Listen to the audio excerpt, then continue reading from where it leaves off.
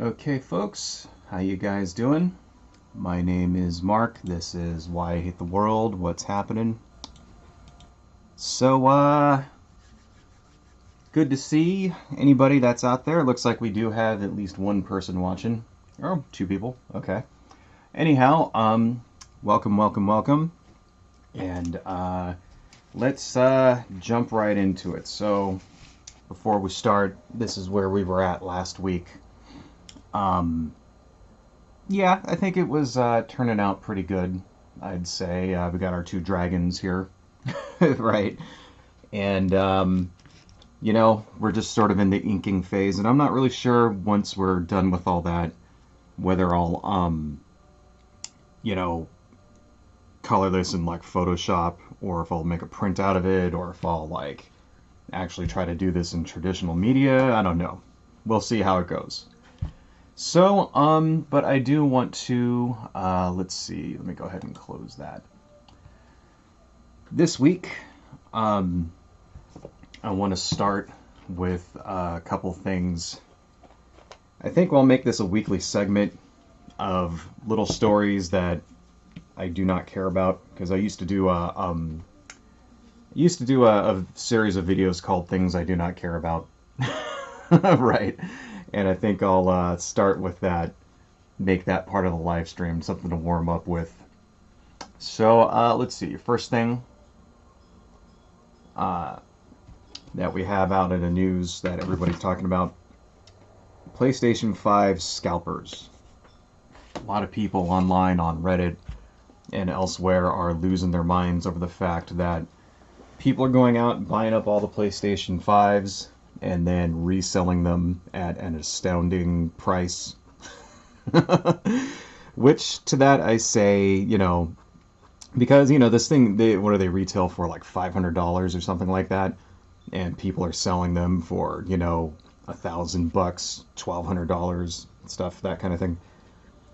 And to that I say that if anybody spends $1,200 on a game console, then you're an idiot. Seriously, dude, don't spend $1,200 on a game console. Yeah, okay, you really want it for Christmas or whatever, yeah, it would really be great. But you're just ripping yourself off. You know what I mean? Like, just shop around some more until you can find it for the retail price. Alright? There's gonna be some places online.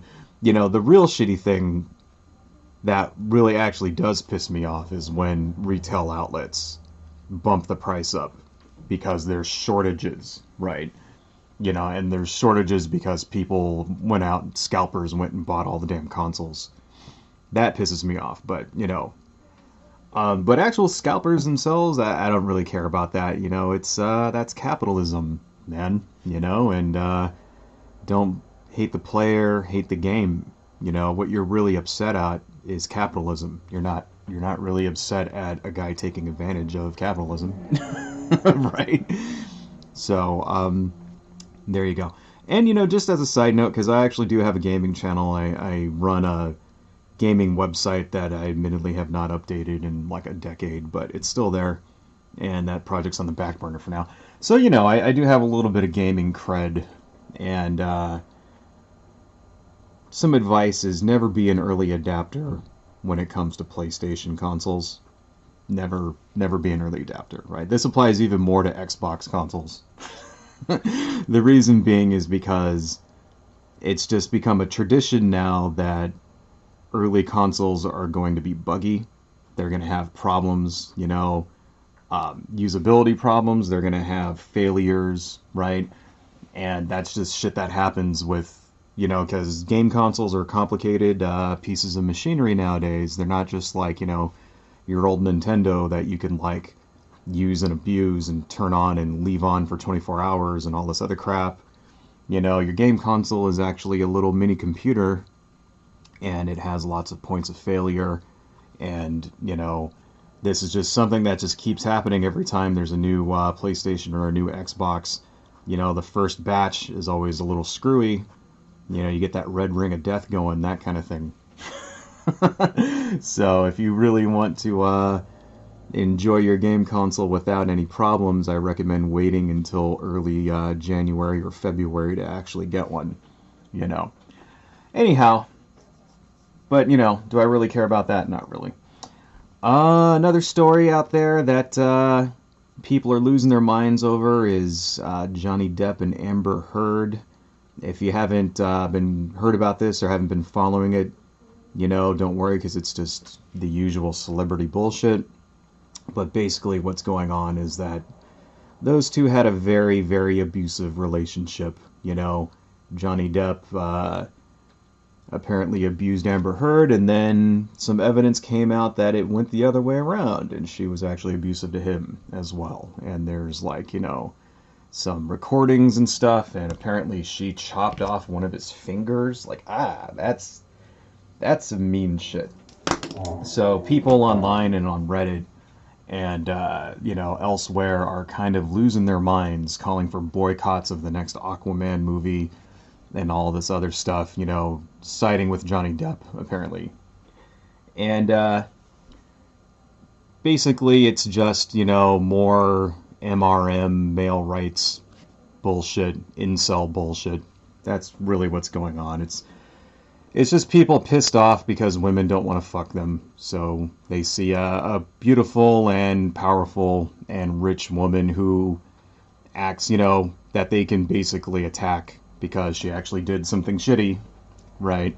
A beautiful rich woman who becomes their target because, there's so few examples of actual woman to man abuse that you can find. Right? That's the truth. That's just the absolute truth. Most 90% of it is the man beating the living crap out of the woman and not the other way around. So when there actually is an example of a woman who's abusive towards her husband, these guys jump all over it and turn it into this national fucking movement. And it's just in real life it's because they're just a bunch of horny incels at home. So, and do I like Johnny Depp? Yeah, and I feel bad for him. Yeah, I do. I feel bad for Johnny Depp, and it's bad, and etc., etc., etc. But this is real life here, man. I mean, I'm just keeping it real. In real life, the vast majority of domestic abuse, the wife, the woman, is the one who's the actual victim and not the abuser. And that's just how it is. It's like basically a 20-to-1 ratio of men being the abuser to women being the abuser. That's what it is. So is it, am I saying that the women are never, the wife, the woman is never the abuser in a relationship? No. There's plenty of examples of that, but it's like a 20-to-1 ratio. Right? And it never happens. So it's okay. But, do you have to feel bad for Johnny Depp? No. You know why? Because he's got the money, he's got the resources, he has the support system behind him. He'll be fine. He'll be fine, okay? He's not like an abused wife who has nothing and has to go stay in a shelter or some shit like that. No, that's not what we're talking about here. We're talking about a guy who has millions upon millions of dollars, who has, a shitty domestic situation that he will soon be out of and will be on and happy with his life and, can also afford all of the therapy that he needs and et cetera, et cetera. So, and it's just sort of people online, the men's rights people, the fucking MGTOW people, all those guys are just using this for their own fucking masturbatory fucking circle jerking so that they can feel righteous. That's really what's going on because, they can't get any dates. That's seriously what's happening with that. So, anyway, enough of that shit. Don't care about that. A couple of other stories in the news here.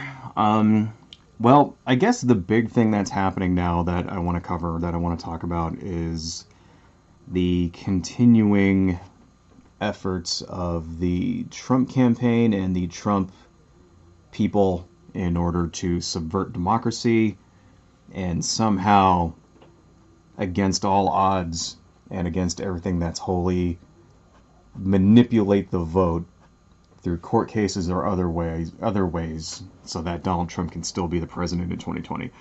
And you would think like, okay, because we're about, we're almost 3 weeks out from the election.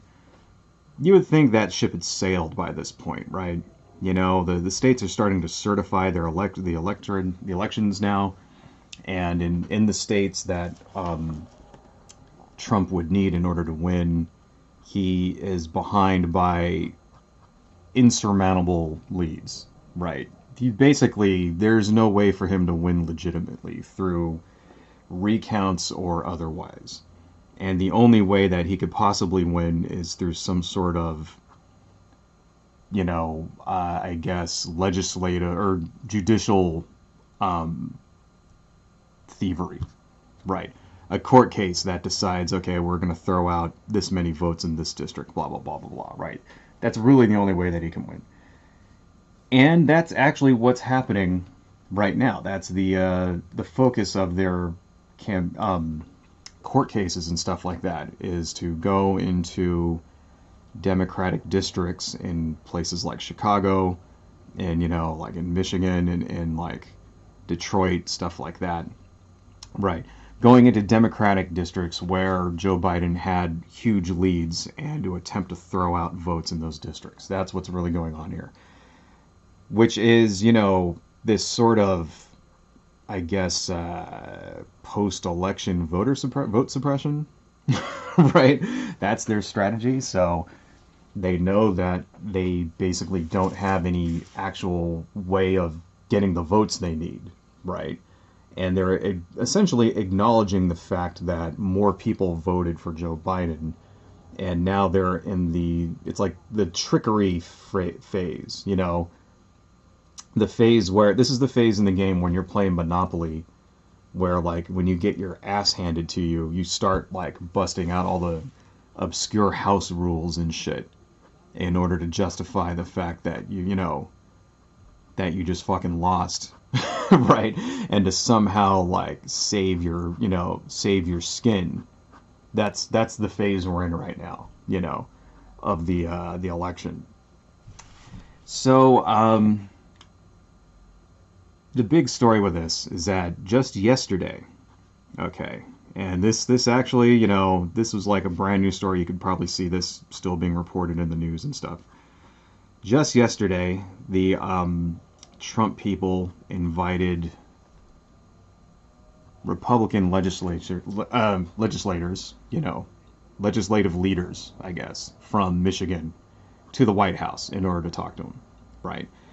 And they haven't said what they were talking about, but the minute they left, the legislators left that meeting, they put out a public statement reaffirming the fact that the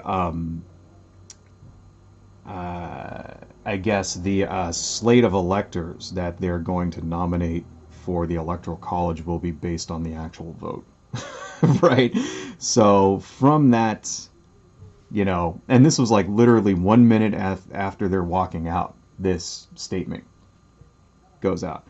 So from that statement, we can infer the high probability that Donald Trump and his campaign is asking these legislative leaders, Republican legislative leaders, to basically just send electors that will vote for Donald Trump and not, basically asking them to steal the election is what that is. Because since we have a antiquated electoral college system, and the president is not actually based on the popular vote, it's based on this fucking ridiculous antique system that was actually put in place to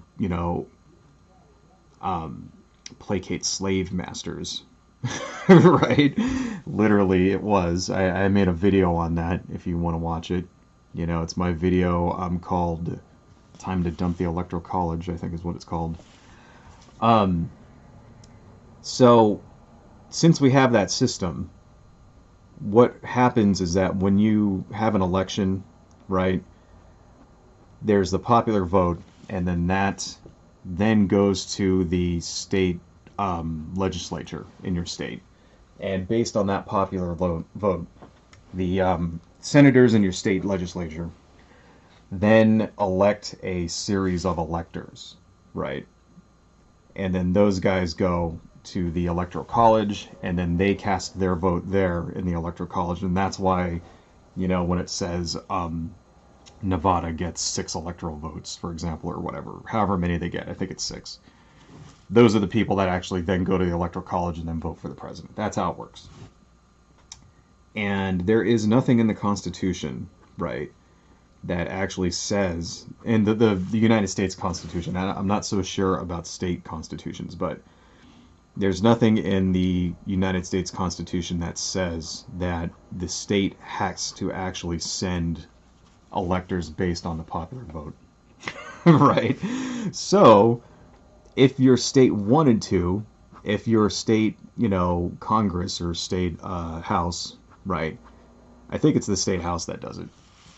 Wanted to, they could actually just ignore the popular vote completely and send people who will vote for the other person, the person who lost. And that would be 100% legal. Now, if that were to actually happen, I imagine there would be massive protests and riots immediately, right? Because that would basically amount to stealing the election. That would literally be election theft at that point. This is what Donald Trump is asking for. Okay, so keep that in mind, all right? So when you see people talking online about stop the steal, right?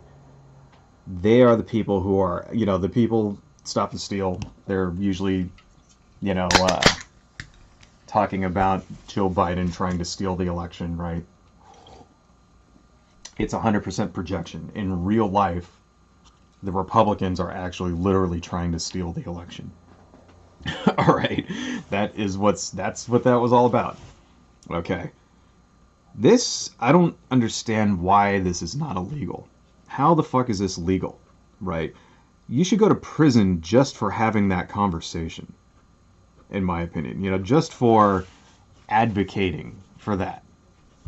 Should be criminal conspiracy to steal an election or something like that, right? That should be a fucking law, and Donald Trump and his team should be going to prison for that, okay? Because there's a certain point where it's like, I mean, fucking shit. If there were actual, people, let's say, who worked in the Michigan state government, who are advocating for this, and who are setting it up, right? Talking about it publicly, making moves behind the scenes in order to do this. Right. And let's say, they were trying to, the fact that it's because it's a legal loophole. It's a loophole. There actually is no law against what he just tried. And that's why nothing can really be done about it legally. Can we close that loophole, please? All right? There shouldn't even be, the ability to use, to use holes in the law like that in order to subvert the will of the people and nullify an election, because that's actually what that is. That's literally nullifying an election at that point. So so we're going to look at a couple of things later where everybody's claiming that the Democrats are trying to steal the election and blah blah blah, and they don't care about democracy. And it's keep all this shit in mind when we see this stuff. When we see people on Facebook talking about this, and on YouTube, and your friends, whatever, your coworkers and all that shit, talking about how it's all rigged, the election's rigged and all that. They're the ones who are literally trying to rig the election as we speak right now. All right. Republican projection 101. That seems to be a pattern that you find a lot with Republicans, specifically Republicans, conservatives in general, but you got to remember that not all conservatives are Republican, right? But specifically Republicans, you find this sort of, projection, talking out of the side of your mouth, doing one thing, saying another. they've brought it to a high art form. You know, Mitch McConnell stopping Merrick Garland's seat from to the Supreme Court, turning around saying that this is going to be the new normal. We'll never allow another person to take the Supreme Court in an election year. And then when the exact same thing happens to Donald Trump, pushing through Amy Coney Barrett, completely ignoring what he said before. And then all the other Republicans like Lindsey Graham going along with it. You know, it's the same behavior. You see this behavior over and over and over, that hypocritical, kind of, I'm going to do it. And you got to remember, it's because they don't care. They don't care because they don't have integrity. And the reason they don't have integrity is because people keep fucking voting for them. Because the people that vote for them like it when these guys act like this. Okay? The conservative Republican electorate likes this kind of behavior. All right? Because all they care about is making, liberals cry. That's what it is. That's what it is. They don't give a shit about the actual policy or what the what the policy will do, right? Or how it affects people's lives, or how it fucks up the government, anything like that. They don't care about any of that stuff. All they care about is winning, or giving the appearance of winning, even when they're not actually winning, even when they're really like fucking themselves up and everybody else. But as long as they're doing the opposite of what the other side wants, then they're happy. And, that's what you see it over and over and over again, right? They propose Romney Care as an alternative to universal health care. Barack Obama takes Romney Care and changes it into the ACA. Suddenly all of them hate the ACA, even though it was based on their original proposal in the first place. Because it's not about the actual policy, It's not about the actual policy. It's about, doing the opposite of what Democrats want.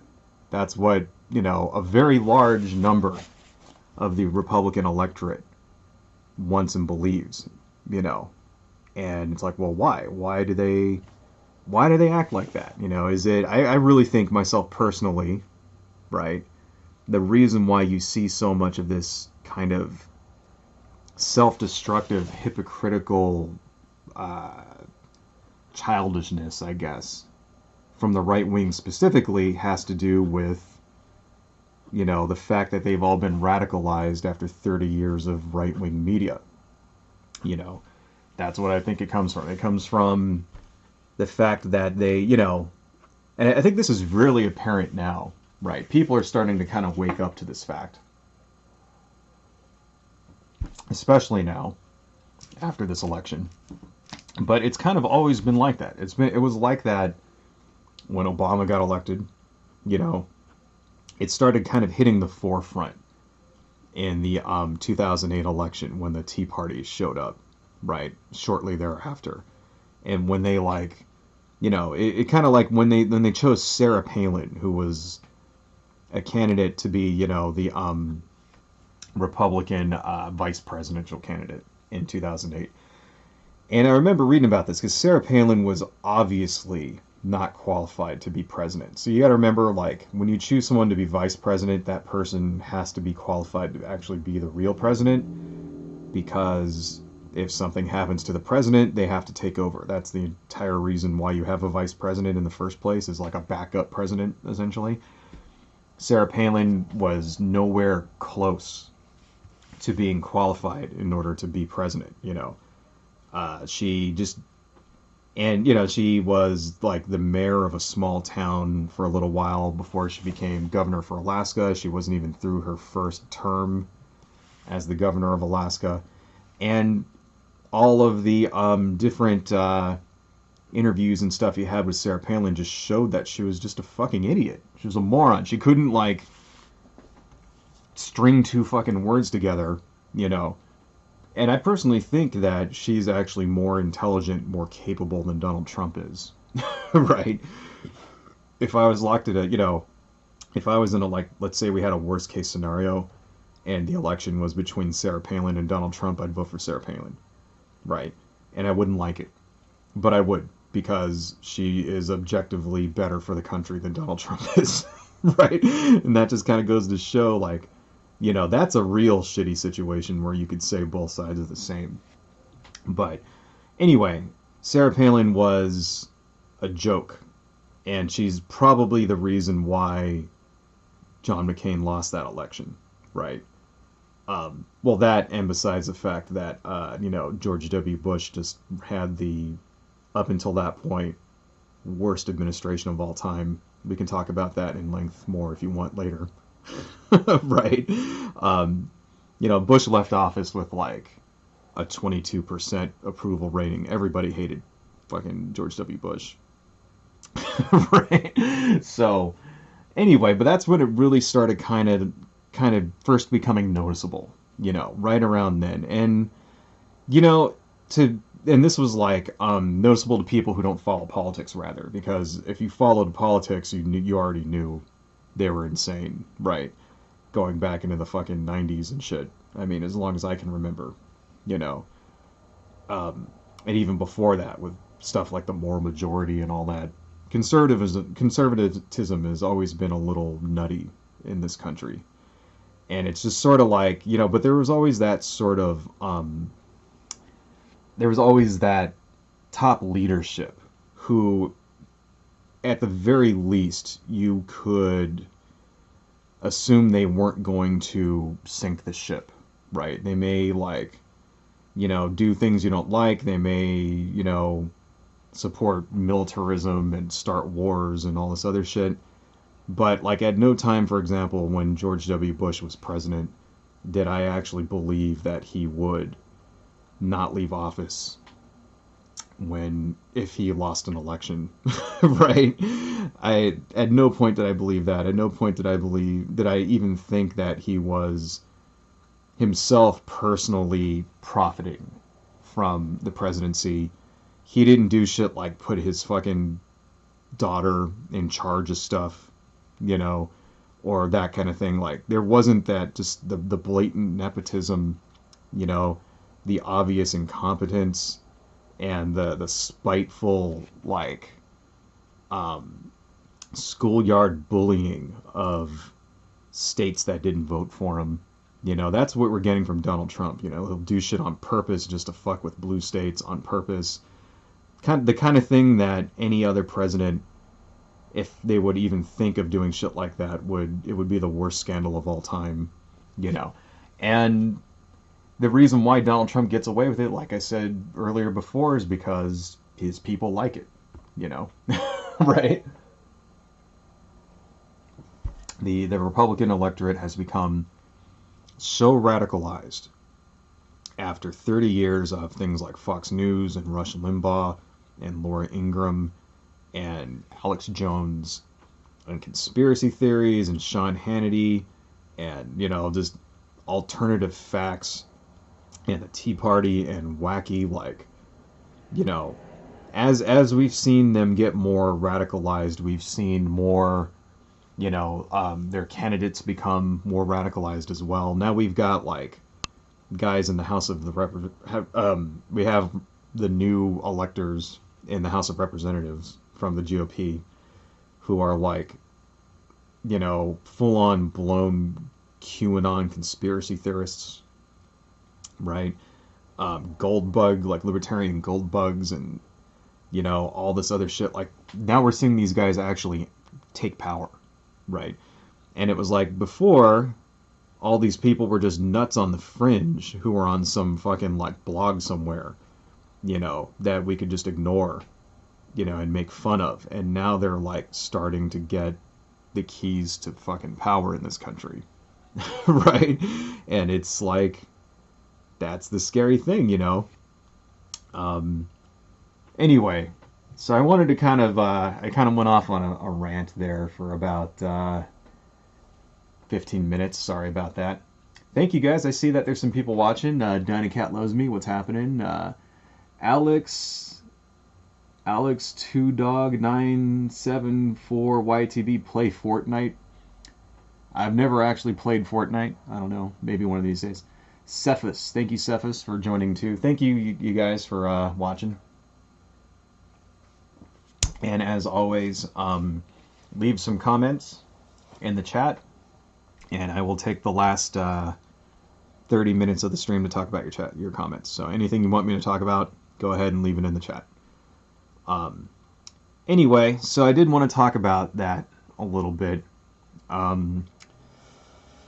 That's shameful, you know, going back to what we were originally talking about before I went off on a 20-minute tangent of Donald Trump asking the Michigan State, legislature to steal the election for him. That's utterly shameful, and Donald Trump should never be forgiven for that, even after he gets out of office. Every interview that he's in for the rest of time, that should be brought up, because he deserves to go to prison for that shit. Another person who deserves to go to prison is Lindsey Graham, because Lindsey Graham did the same thing. He called the Georgia Secretary of State in order to get him to try to throw out some votes. You know, he basically wanted him to, like, not certify the election in Georgia, throw out a bunch of votes, and elect Donald Trump, right? The good news is, when Lindsey Graham is not the president, so that means Lindsey Graham can actually be prosecuted for this, because this actually is against the law, right? Who knew, right? Who knew that a sitting, senator is not allowed to interfere in a state election like this, right? Will Lindsey Graham actually go to prison? No. He will not. You know why? Because nobody ever actually does anything about this kind of thing anyway. Because also, he's a Republican, and Republicans are never held accountable for anything. So keep that in mind too. You know, Lindsey Graham could probably admit it. He could probably get out on TV and be like, yeah, I did it. And nobody would do shit against him at all. So, especially not, the Department of Justice under Donald Trump. Right. Here's hoping that once Biden takes over, the DOJ decides there's enough evidence to persecute Lindsey Graham, but I highly doubt that as well. Something to keep in mind is that the current administration is not supposed to be able to tell the Department of Justice who they should prosecute, right? So when Donald Trump tries to do that, that should be illegal, even though it's not. But it should be illegal, right? It technically, I think, is, but of course, you can't prosecute a sitting president, which is bullshit, or rather, they won't prosecute a sitting president. Let's put it that way. Doesn't mean that they can't, but they won't. So the fact that, Donald Trump, for example, has directed Bill Barr to go and, try to throw Joe Biden in jail. That actually happened. No one's going to do anything about that. But, getting back to the actual story, it is, the way it's supposed to work is that they work independently from the president, even though they're technically under the executive branch, right? President is not supposed to be directing people, directing investigations, telling people who to, telling the DOJ who they are supposed to investigate and who they won't, et cetera, et cetera. And so let's hope that under Biden, under Biden, not Biden, they decide that there's enough evidence to actually prosecute Lindsey Graham, but they won't. They won't. Anyway, yeah, so that's just another reason why Lindsey Graham is literal human feces stacked inside of a cheap suit. And along with Matt Gaetz is one of the worst person who have ever fucking lived, in my opinion. He's a piece of shit. Let's see. Those guys are assholes. So I wanted to talk a little bit about some other conspiracy theories on the right wing regarding the election. The really huge big one is having to do with voting machines, right? You know, I'm sure you've seen this whole thing where there's like talking about how voting machines are being run by Venezuela and all this other shit, right? And that is complete, total 100% horseshit. It's always been horseshit. Now, that sounded familiar to me. Like, what's the name? The name of the company? Like, they're like Reliant Voting Machines or something like that, or starts with an R. I can't remember. I wrote it down and then I lost my notes there, so um, I can't actually. I don't actually remember what the name of the company was, but the company that they're talking about is actually reminds me of back in 2004 and 2008 when people would talk about Diebold voting machines. In fact, I think that actually figures into the conspiracy theory as well. You know? Oh, prosecute, not persecute, please. Yes, thank you. Sorry. Thank you, Dynacat. You're correct. It's prosecute, not persecute. Um, what would I do without you guys? Seriously. And I mean that too. Like, really, you guys are the best, and you help me out. Okay. Anyhow, I think, what are they called? Reliant voting machines? And they're actually connected to Diebold. And there was sort of a conspiracy theory going around in left-wing circles when you know, in the 2004 and 2008 elections about Diebold voting machines, you know, and the reason why it's because they were new, number one, and there actually were occasional reports of these machines screwing up, you know. For example, there was a video once I remember where like somebody filmed it, and this was in 2012, where they were voting for one person, and they would click the screen, and the calibration was off. So like here would be like Obama, and here would be Romney, and they click Obama, and it would choose Romney, and it's because the calibration was off. And you know, so there is actual some kind of I guess you would say circumstantial evidence that these machines were a little wacky. I remember reading news stories about, say, for example, in 2004, where exit polls during that election didn't match in districts where these machines were being used. Diebold voting machines are being used, right? Now, the thing about that is that the machines we have today are way different than the ones back then, right? Back then, they had machines, for example, that didn't require a paper trail. That was one thing, right? And in most of these states, they do now. So the way it works is you go, you vote at your voting machine, it prints out a thing, it prints out a receipt, right? And then you take that and put that receipt, and then both of those get counted. And the way it works is they take the electronic count right off, and then there's another count of those receipts, right? And they have to match. And if it doesn't match, then they know, like, you know, there's a problem. And that's sort of a backup thing in order to keep voting records from being altered electronically, right?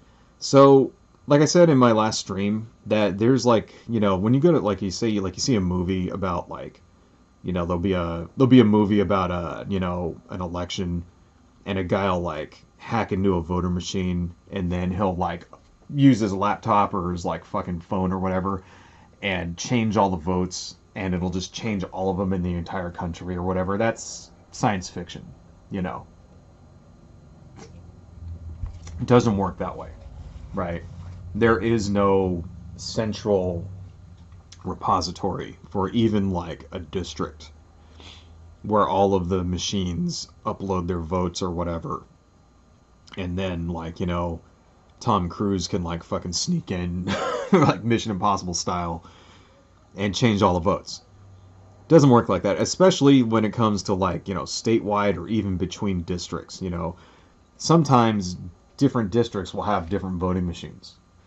So you'll have one district that'll have, you know, an old style one where you take a pen and go boop, boop, boop, and then you'll have another one that has a fucking touchscreen one, and like, that's just not possible, right?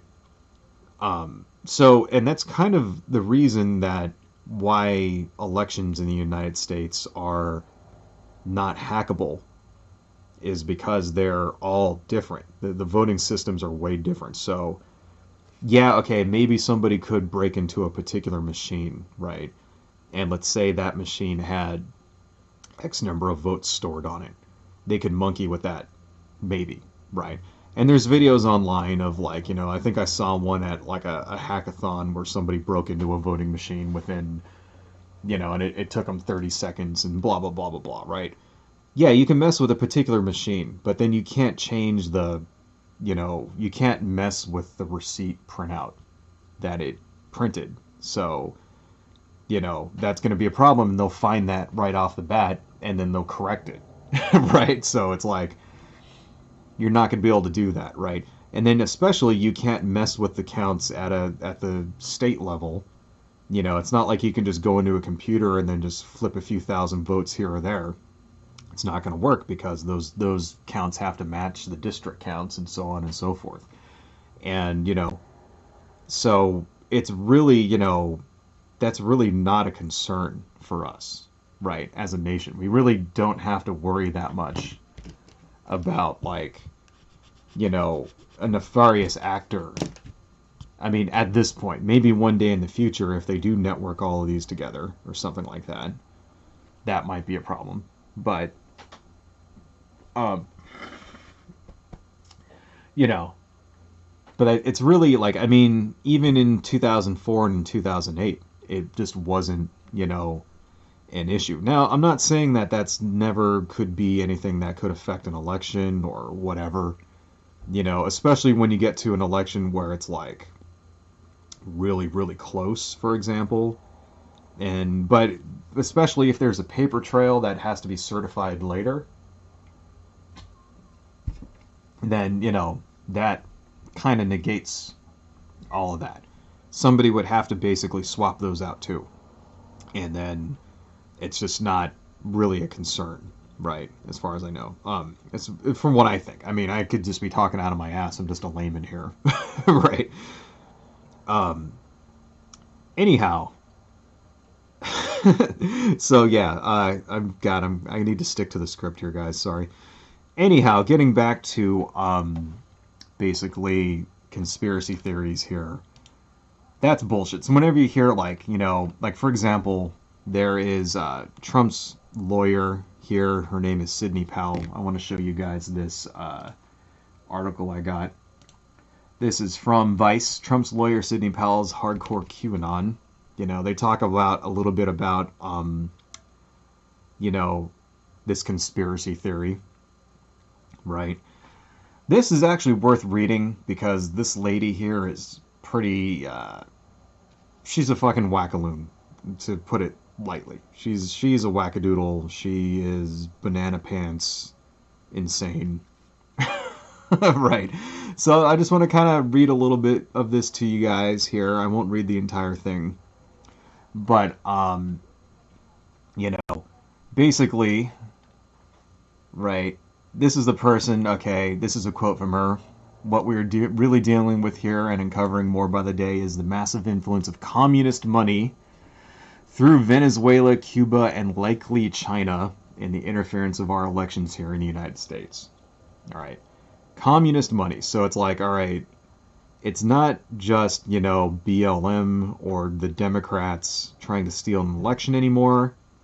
It's now the commies trying to subvert our election, right? Kind of like, and you can kind of tell at this point they're getting a little desperate with this shit if they're like going back to the Red Scare, right? Like it's sort of like you've won, like you ever like argue with somebody online and then they compare you to Hitler, right? And that's kind of when you've won the argument, when they start making ridiculous accusations about shit that has no basis in fucking reality. you know, that's sort of what's going on here, right? They've left all of the plausible, you know, plausible reasons why they might have lost. Like, they've explored all those avenues, right? They did all the recounts, right? They recounted all the times they could. They went through and they had, I think it was like 28 court cases, and they've lost like 26 of them at this point. And the two that they won were like tiny little procedural things that didn't actually result in any like votes being thrown out or being counted in Trump's favor, right? So it's sort of like they're exhausting all of the logical, normal avenues that one would go through in order to try to, you know, win an election through the courts. So now they're starting to rely on ridiculous conspiracy theories and full-blown wackaloons, you know, Alex Jones shit in order to rile people up. And the thing is that it'll probably work. It'll probably work because, like I said before, you know, 30 years of an electorate who's just been radicalized by the alternative facts right-wing media sphere. Anyway, reading on, what followed was virtually a recitation of QAnon's greatest hits, and Powell ended her trade almost in tears, essentially telling those listening to stick to the plan, a phrase that has become a QAnon rallying cry since Trump lost the election. Yeah, stick to the plan, right? That's something like, the idea is that the QAnon, if you guys aren't aware of this, QAnon is sort of like going through a crisis of faith right now. Stick to the plan is this sort of idea that Donald Trump meant to lose the election on purpose so that through these court cases and so on, he can like expose the evil Democratic satanic child molesting cannibal ring through these court cases. So it was like that was the idea. He was going to lose on purpose and shit. And it's just like, you know, sort of like people justifying their belief in this pseudo-religion by just making up bullshit. That's what's going on. So, anyway, dog whistled, blah, blah, blah, blah, blah. I'll put this into the, let me go ahead and turn off my monitor here, because, you know. But this is actually a really good article. I recommend you guys read it. You know, if you get a chance, I'll put it in the chat here. And, of course, all of this will be in the description afterwards. You know, it's sort of like the crazy people are taking over.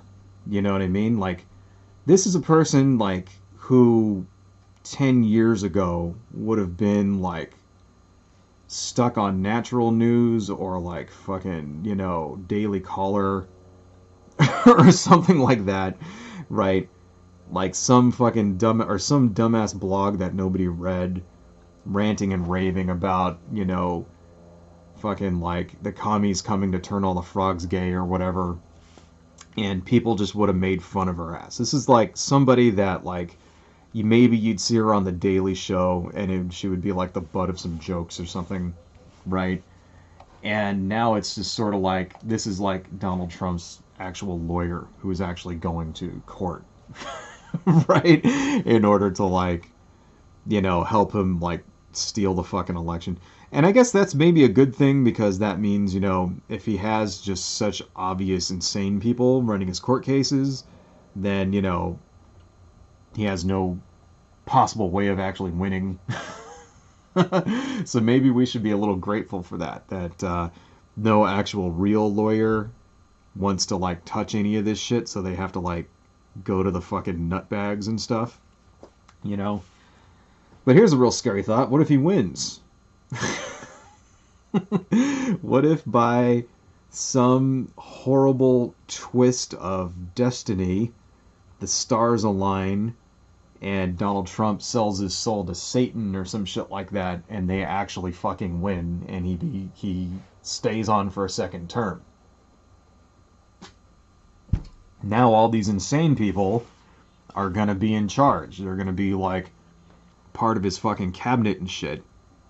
Because, you know, Trump is so fucking vindictive that he already fired everybody who like didn't get down and instantly start filleting him, right? When he tried to steal the fucking election. So the only people left are going to be like insane people, you know?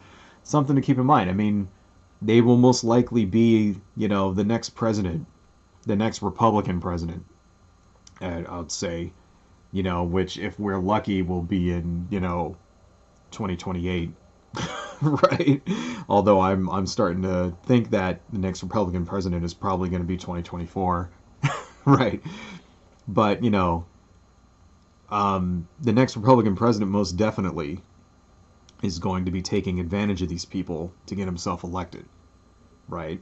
And he's going to be just as nuts and just as big of an asshole and just as narcissistic as Donald Trump. And probably more competent and more calculating and more effective. So, just, you know, this is the face. That's the face of what's coming in the future, folks. This is who's going to be running the country here in 4 to 8 years, probably. And that's just kind of how it goes. You know, you one side doesn't control the White House forever.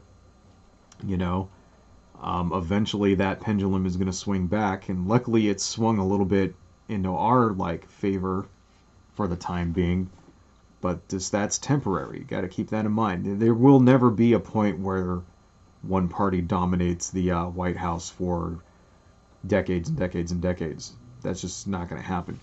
I mean, just look at the pattern of, you know, the pattern usually is 8 years Republican, 8 years Democrat. That's usually how it goes, back and forth, back and forth.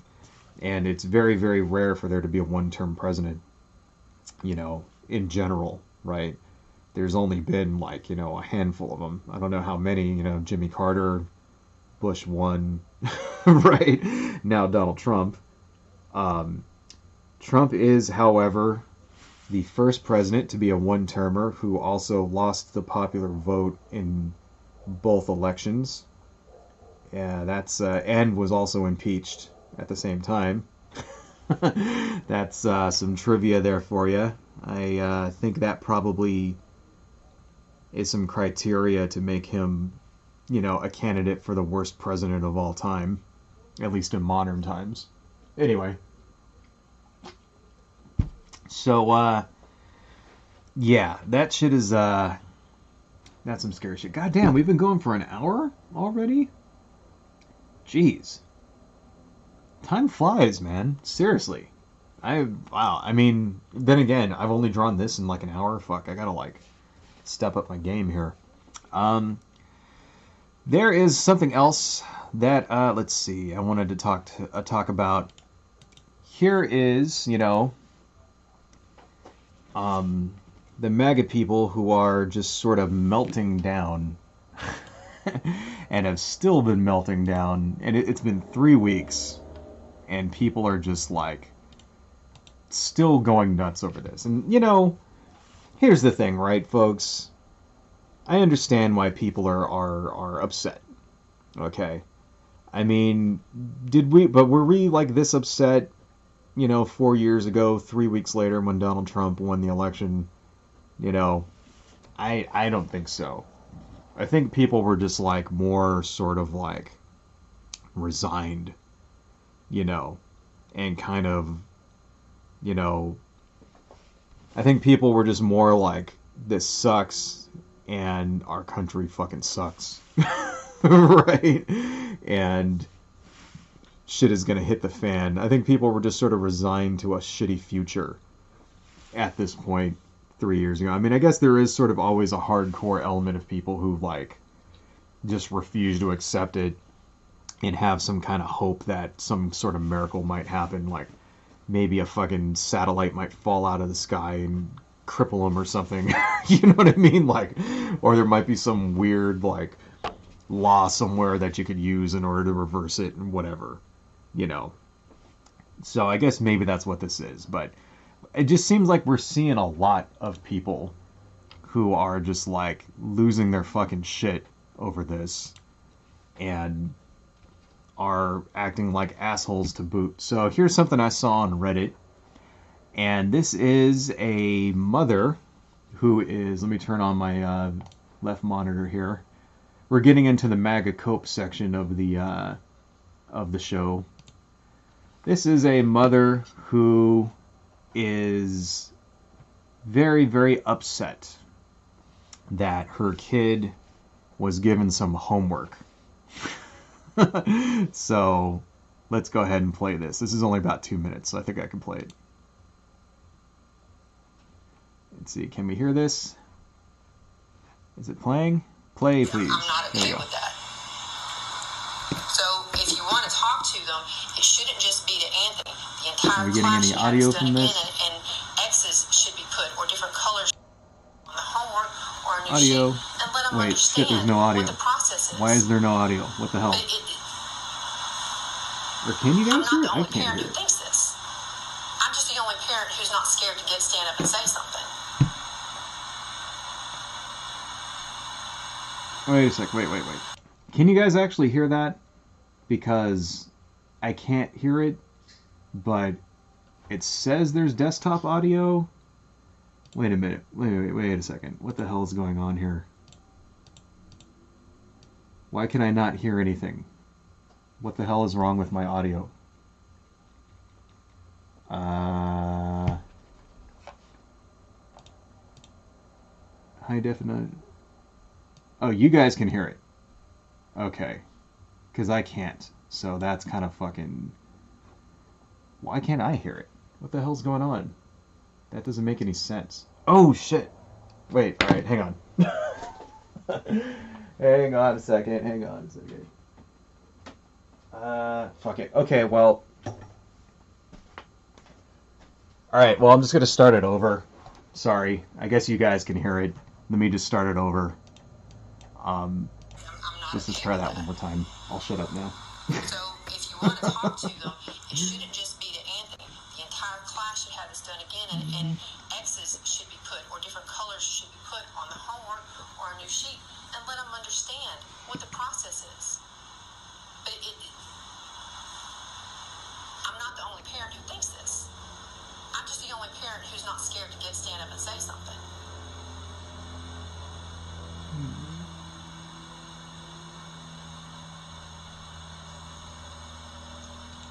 Okay, I understand your concern, and thank you for sharing your concerns. And like I said, I will talk to him tomorrow. So you're just going to talk to Anthony.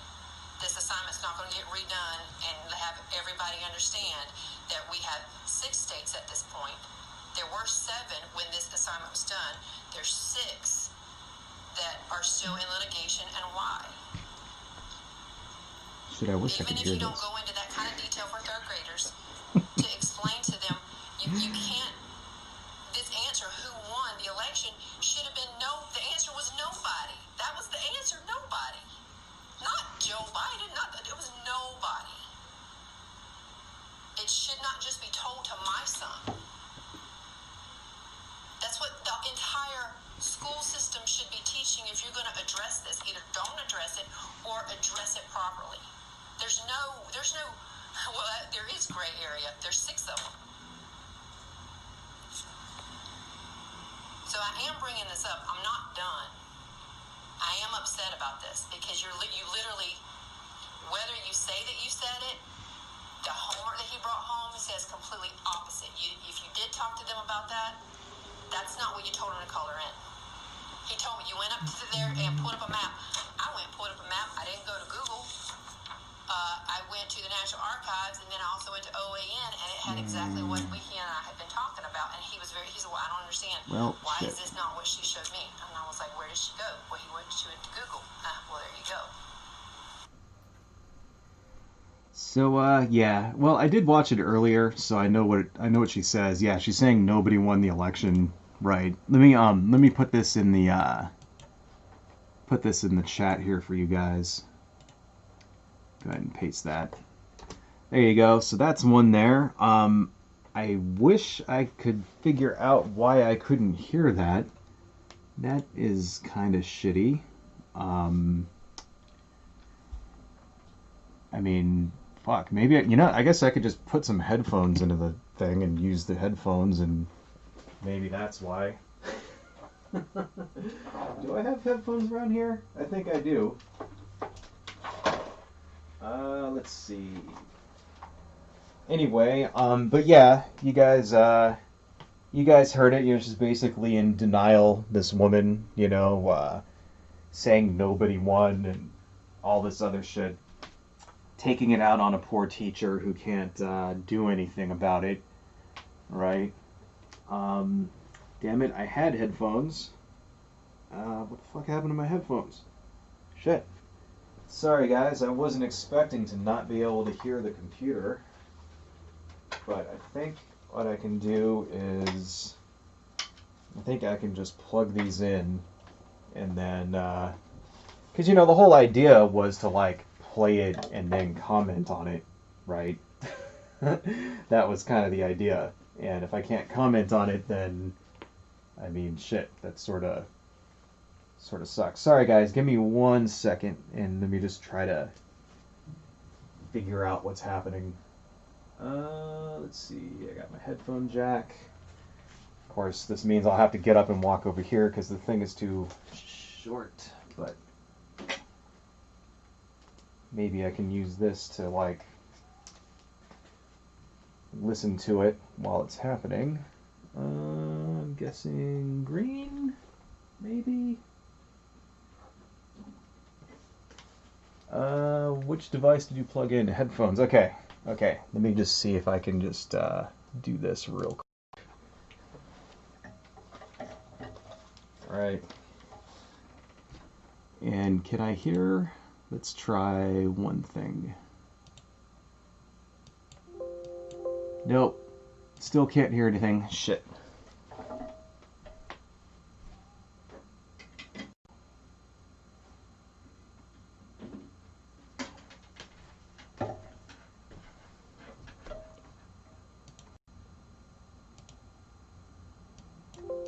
Alright, you know what? It's not working. Oh well. Anyway, fuck it. Just have to figure that out later. Let's get back to the stream here. Anyhow, you guys heard that, so yeah, MAGA cope. Mom is losing her mind. It's just sort of like, I don't know. That was, I mean, you heard it, right? Yeah, she's saying nobody won, right? She's picking on this poor teacher who is just, teaching the actual truth. Right? And we're just seeing this sort of country in denial, I guess is what it is. These people are in denial over this stuff, right?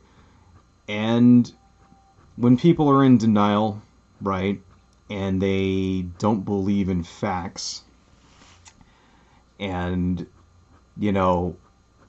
they're highly, like, I don't know, it's like a religion now to these people, right? And when desperate people who don't believe in facts and who believe in mystic religions and stuff, when they get upset, they tend to lash out in violent ways. Right? So, anyway, yeah, like she mentions in there, like, oh, I saw this on OAN or whatever. And see, there you go. It's like, she's getting her facts from alternative media sources that don't actually, like, report the truth, Things like OAN, they're sort of taking over from Fox now. All these people are moving to OAN because they hate Fox now because Fox is not going along with the Trump camp's attempts to steal the fucking election. They're not going along with it, right? And they're not feeding into the delusion. So these people are just all abandoning Fox, right? And this is why that shit's dangerous. This is really why you have to speak out against this sort of thing. You have to speak out when you see people spreading misinformation online, on Twitter, on Facebook, right? Don't just unfollow somebody if they're, like, spouting this stuff. You got to speak out against them. Yeah, it's not enough to just ignore it. You know what I mean? And this includes your family members and shit too. If your family members are like, and I guess treat it how you would want to. I mean, you don't want to alienate your family, obviously, over their political beliefs. That's fine, right? That's obvious. So, maybe have some tact, right? Don't just jump up and down on your, like, cousin or some shit because they shared a news story that has misinformation in it, right? But you can say state the truth and not be a complete asshole about it, right? You can do that. It could be like, well, actually, this isn't true, blah blah blah blah blah. And as long the thing is, be a you know an alternate source for them, right? Because if they don't get anybody saying otherwise, they're gonna believe it. That's what it is.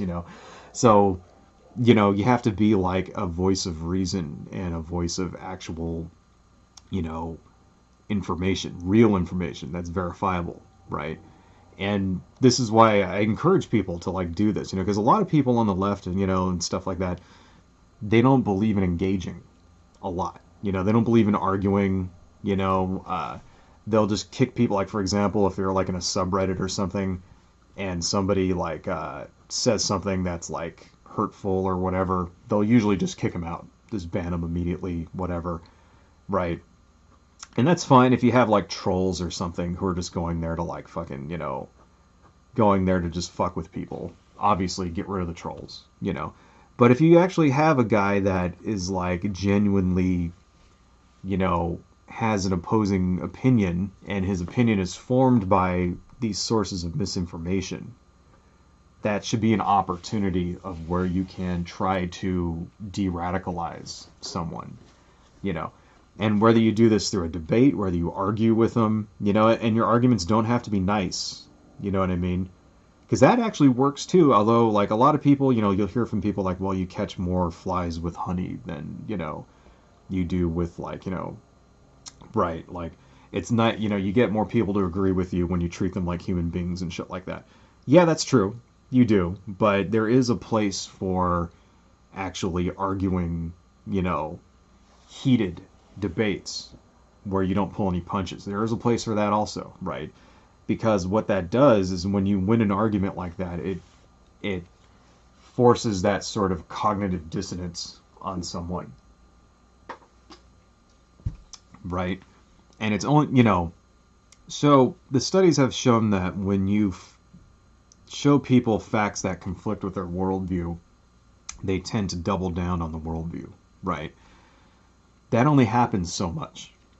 There's only so much of that can like occur, where until eventually, when you're repeatedly confronted with facts, it starts to creep in on you, right? So, especially if if you go to like a subreddit or something, right, or a forum or some place where the people, you respect them, you think they're intelligent, right? You want to be part of this. And if you are continuously faced with an opposing viewpoint where the people are able to back up their viewpoint and argue it, sufficiently, not just sufficiently, but artfully argue it, where it appeals to you, that will start to change your worldview, right?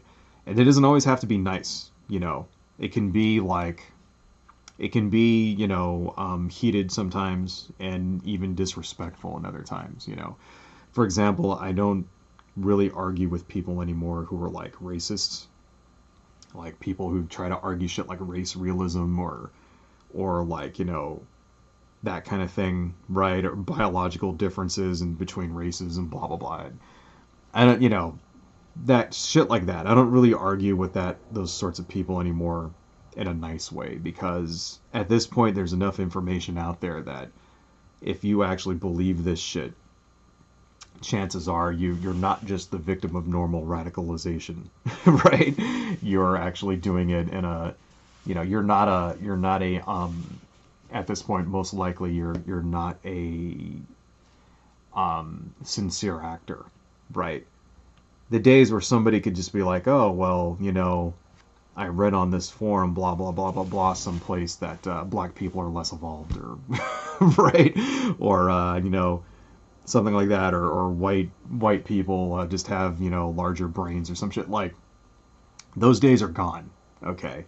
And people who believe that stuff nowadays, tend to have an agenda behind them. So I don't argue with those people, right? I don't argue in a nice way, I would say, with people like that, right?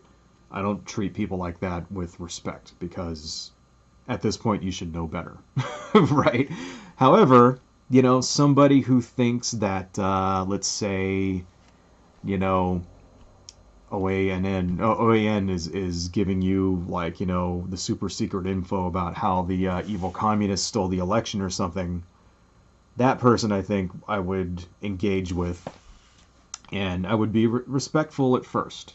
You know what I mean? Like, I tend to not escalate. Like when I debate people online, when I argue with people online, I don't escalate into the name calling and shit like that unless they do it first. I'm a big believer in treating people the exact same way they treat you. So if they come off as assholes, I'll come off as an asshole. If they come off as, someone who they actually genuinely think this is true because they got it from what they thought was a trustworthy news source, then I will not be an asshole right off the bat. I'll just give them the real news, give them the actual facts that can be backed up, that kind of thing. And I think it's important. It's important for us to do that, because, or else you get people like that woman right there, right? Who, like, that woman genuinely believes that, the election has not been decided yet.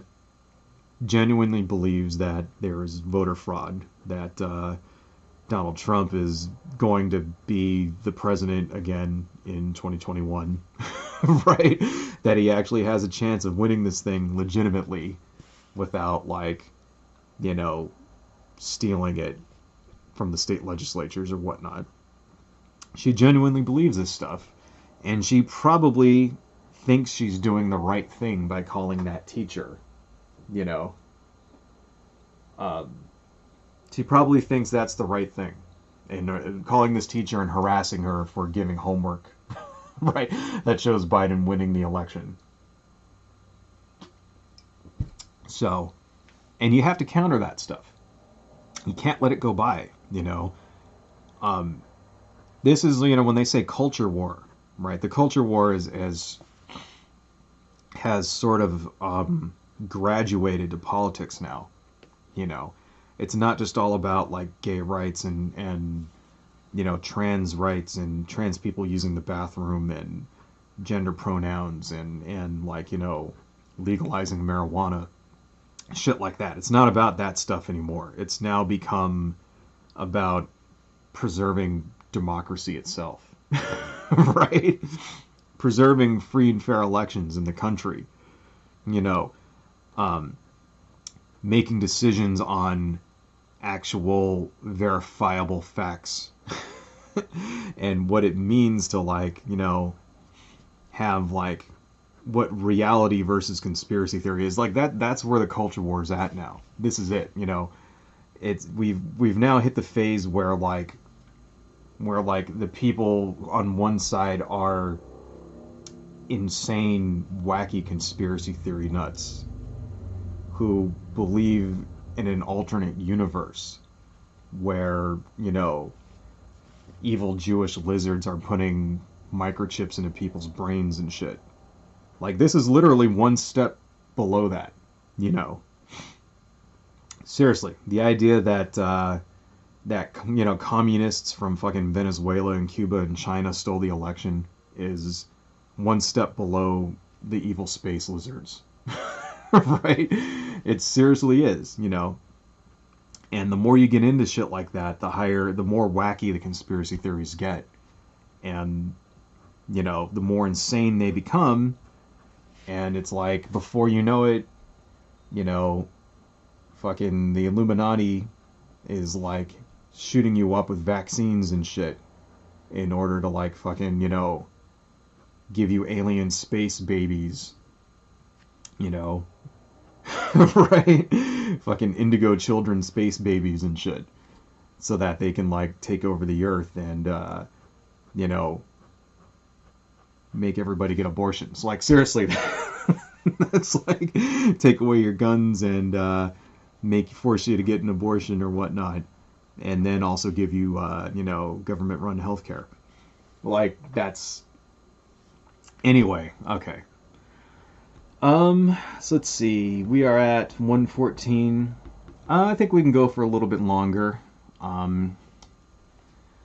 So what else is out there, folks? Well, we have our pandemic, which is still going nice and strong there. Can you guys even see what I'm drawing? Oh, you can't, huh? Because it's not even in the camera. Sorry. Let me just move that over here. I'm like drawing, but it's like down here and shit. I have to like draw over here. So let's talk about the pandemic for a little bit. Let's go ahead and do a quick Google, and let's say coronavirus deaths in the United States. Okay. Whoa, excuse me. All right. As of today, there have been 254,000 deaths in the United States. Yesterday, 1,947 people died from the evil C word. The C word that I can't say, or else YouTube will kill my stream, because, fuck YouTube, right? So, that's still happening. States are starting to lock down again. California has locked down again. Just a little bit of a personal note here. As I've told you guys before, the first half of this year I was unemployed. I was, looking for work. And because of, COVID-19, I didn't manage to get a job until I finally got one in July. Right? So it took me 6 months to find work here. I've been working from home since then. I have never even actually been to the office yet, which I think is actually kind of awesome, and it looks like I was getting ready to go actually meet my coworkers in the flesh for the first time and stuff like that, and now I'm not, because California is shutting down once again. So once again, for probably another 3 or 4 months, I'm going to be working in my collection room surrounded by toys and stuff. I can only imagine, because I think I'm actually one of the lucky ones as far as this shit goes, because I can only imagine all the other people out there who are, not as lucky as me.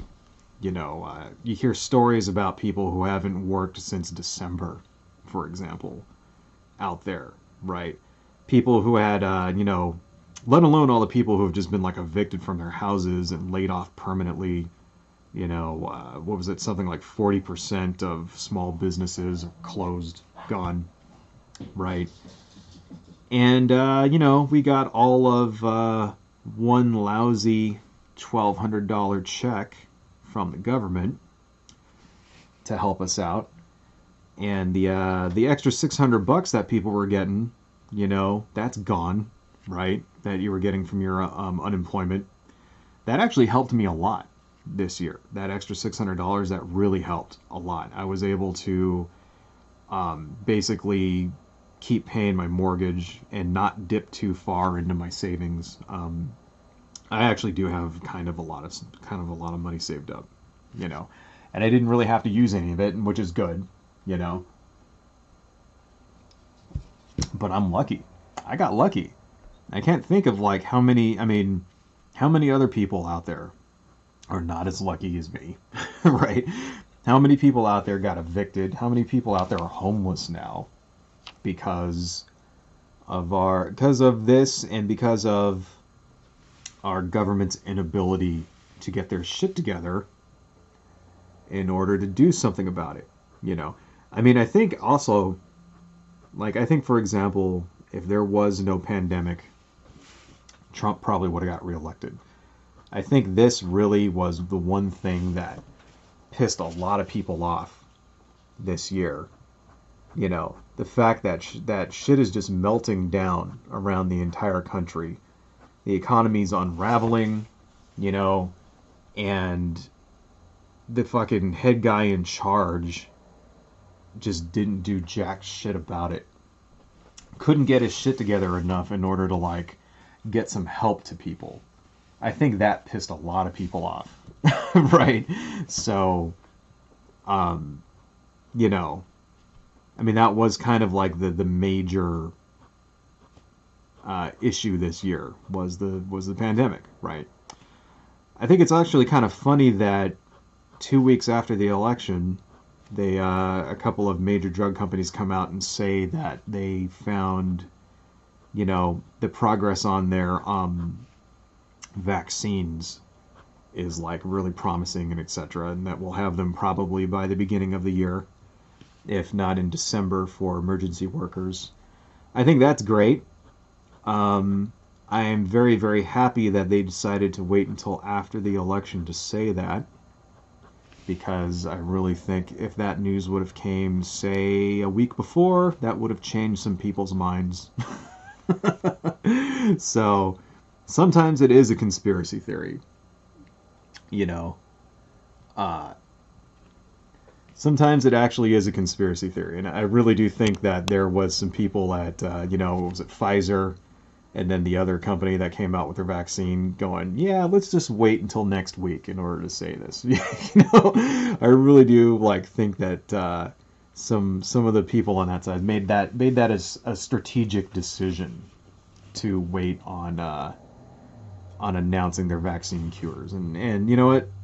I applaud them. Thank you guys. Thank you guys for doing that. Really appreciate that.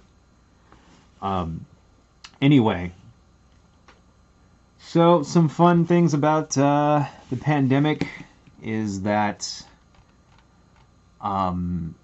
Rick Scott of Florida, you know, the former governor of Florida, Rick Scott, the guy who basically,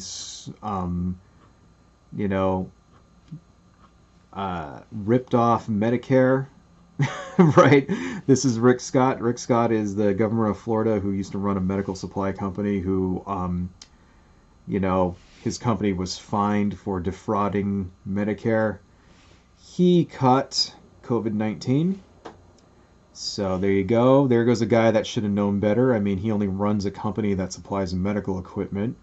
You'd think he'd have the knowledge on how to stay safe during a pandemic. Looks like he wasn't wearing that mask. If there's one person on this earth who I would not give a shit about if they actually were to shrivel up and die from an infectious disease, it's Rick Scott. The guy's a piece of human garbage. He's done a lot to fuck up Florida, destroy labor unions, things like that. And I'm not saying he deserves it, because nobody, I think, really deserves to die. But do they? Yeah. I don't know. Maybe I should retract that statement. So, fuck Rick Scott. He got what he deserved as far as I'm concerned. The other good high-profile person who got the evil C word this week is none other than Donald Trump Jr. If you guys haven't heard about that, yep, Donald Trump Jr. is now isolating because he has tested positive. And, yeah, you know, he was making fun of Joe Biden for wearing a mask. He said he's something to the effect of he's wearing his mask is like a muzzle so tight that he can't sniff anyone anymore. Right? There's this, you know, this meme going through the right wing that Joe Biden is some kind of pedophile because he, like, there's pictures of him, like, smelling, like, women's hair or whatever. Yeah, I don't know if it's a pedophile exactly. Maybe it's some kind of weird-ass fetish, you know? That's fine, but I'd rather have a president who smells a woman's hair rather than grab her by the pussy, to put it that way. Right? I mean, I'm sure both of those are bad, you know? But, you know, when it comes down to it, one is creepy while the other's rape, so right? Would you rather have a creepy guy or a rapist, right? I don't know. Do you think maybe that one day it might come out that Joe Biden is like, raped somebody? You think that might happen? Maybe. I don't know. It is, there are those creepy ass pictures of him, you know. I mean, it's not like those don't exist. So we'll find out, but you know what? We'll deal with that when it comes, because if that comes and that, if that comes out that he actually did sexually assault someone, or, and it's credible or whatever, then you know what that means? That means Kamala Harris gets to be the first African American woman president. And I think that's a pretty good trade-off, Even though I'm not a massively huge Kamala Harris fan either, especially when it comes to her past in law enforcement. But will she be a competent president? I think so. And she will be light years ahead of even Joe Biden, I think. Even though she is a little more conservative than I would prefer. I'd rather have somebody, if we're talking about female presidents, I'd rather have somebody like Elizabeth Warren be the president. If I had to choose a woman to be president, I'd rather it be her. Right? But you work with what you got, right, folks? I mean, really, does that really sound so bad? President Harris? That doesn't sound so bad, right? I mean, anyway, so, let's see, what was I talking about? Kind of lost track there. We were talking about the C word, right? This was one thing that I wanted to show you guys here. First off, I found this article that says actual cases could be 6 times greater than official figures. That's kind of freaky. So let's put that in the thing for you guys down here. And this is the article that I'm referring to, right? Actual COVID figures could be 6 times greater than official figures. What does that actually mean? Why would it be so high? Right. And this is just, now this is not actually taken from any information, any kind of hard numbers. This is just a model, right, is what they're talking about. According to this data model that these people have created, they're projecting actual numbers could be 6 times higher than official figures, right? It's still an interesting read. It doesn't mean that they actually are that high. But I think the consensus is that they are probably much higher than the official reported figures, right? So why is that? Why are they so high? Well, first off, most people who catch it most likely are not getting tested, right? And this is not just in the United States, but worldwide, But especially still in the United States, because we still don't have a national testing strategy in this country. We don't. A place like, say, like South Korea, they have those drive-in testing booths and stuff like that. They have tests that you can get and then, get the results within a couple hours, right? I heard about one where you can get the result within 30 minutes, stuff like that. And they've been building, like South Korea, Japan, Europe, right, Northern Europe, England, stuff like that. They've been building, they've taken this the last 6 months, or God, I guess 9 months at this point, since all this pandemic shit started, and they've been building the infrastructure to deal with it, right? Most of these countries also have some form of socialized medicine, so they already had a national, infrastructure, medical infrastructure, which we don't have in the United States. We don't have that, right? So they were able to utilize the structures and the infrastructure they have in place already in order to mobilize and get those numbers down. So it's like, Australia, for example, right? New Zealand, they've essentially eradicated it down there. They have something like less than 20 new cases like a month and shit in New Zealand. It's like it's like almost gone, right? They're not shutting down there. They don't you know they don't have like the restrictions, the mask restrictions and stuff anymore because they don't need them because it's like almost gone in those places, right? And the reason they were able to do it is because they actually had leadership that took the shit seriously. Well, in our country, we don't have leaders that take it seriously, and that's why we're not, we're in the middle of the third fucking wave. Although, if you actually look at the cases and and all that shit, it's pretty apparent that we never actually got out of the first wave. It's just the first, the first wave is still going, right? So that's why in places like the United States, the actual real number of cases is most likely way higher than what's actually being reported.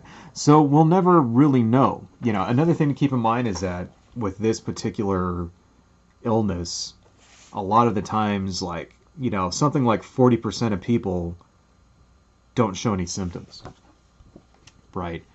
Or they show mild symptoms. So you'll get a mild headache, right?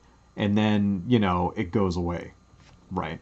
Or you'll just get like a mild like throat irritation and then it goes away. And then you you don't think anything of it because stuff like that happens all the time, right? So there's cases like that where they don't get reported. Then you get people who actually do get a full-blown case of it and don't die from it, right? Because it's not strong enough to kill them. So they just go, oh, I got some kind of weird flu or something, I'm fine, right? And, then you get people who actually do get it and then die, but since they don't have health insurance, they don't go to the doctor, right? And, so that's something that happens a lot, in places that don't have any sort of socialized medicine, like the United States.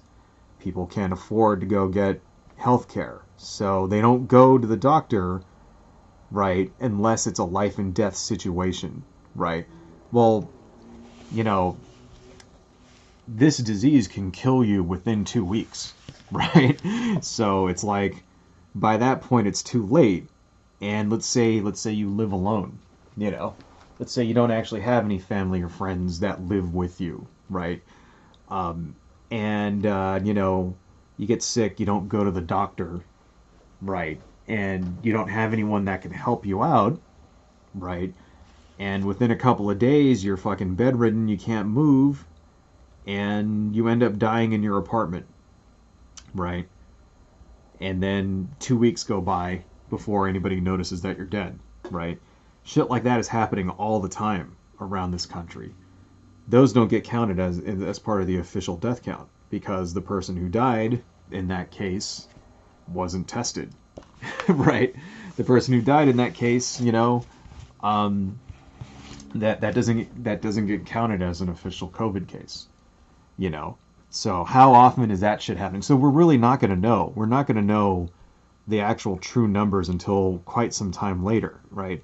One indication is that you can compare how many people are dead this year, right? Like how many people died this year, and then you can compare that to how many people died last year, right? And then the year before, and you get sort of a running average of the number of deaths per year. And then if you see a massive spike, right, then you can go, okay, well, some of those were most likely attributed to, the pandemic, right? Contributed to the C word, most of those are most likely caused by, the C word, right? I wish I could just fucking say it, but I can't. Okay. And we're not gonna be able to know that until, probably well into next year. So around February or March of next year, expect to see new stories like this in the news about the actual true real cost of what's going on here, right? Of how many people actually really died. Expect to see that because it's going to be more than 254,000 people, right? It's going to be, I would say I mean, just estimating probably at least twice as much, if not more, right?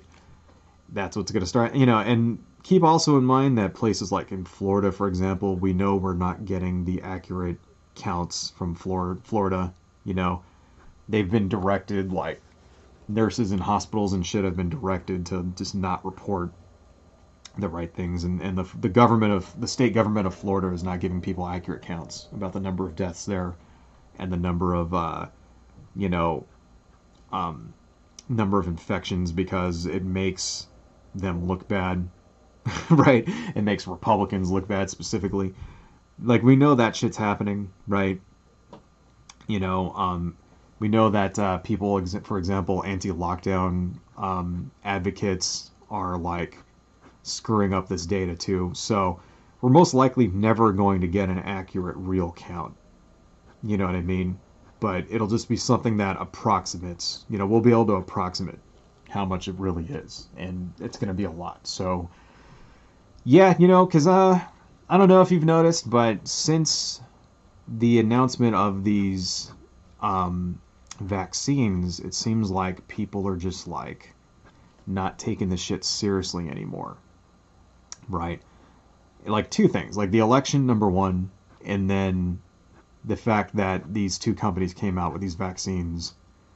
And it just seems like I'm noticing it in my day-to-day life. Just even here, even in liberal California, I'm noticing people walking around with no masks and shit, anymore, right?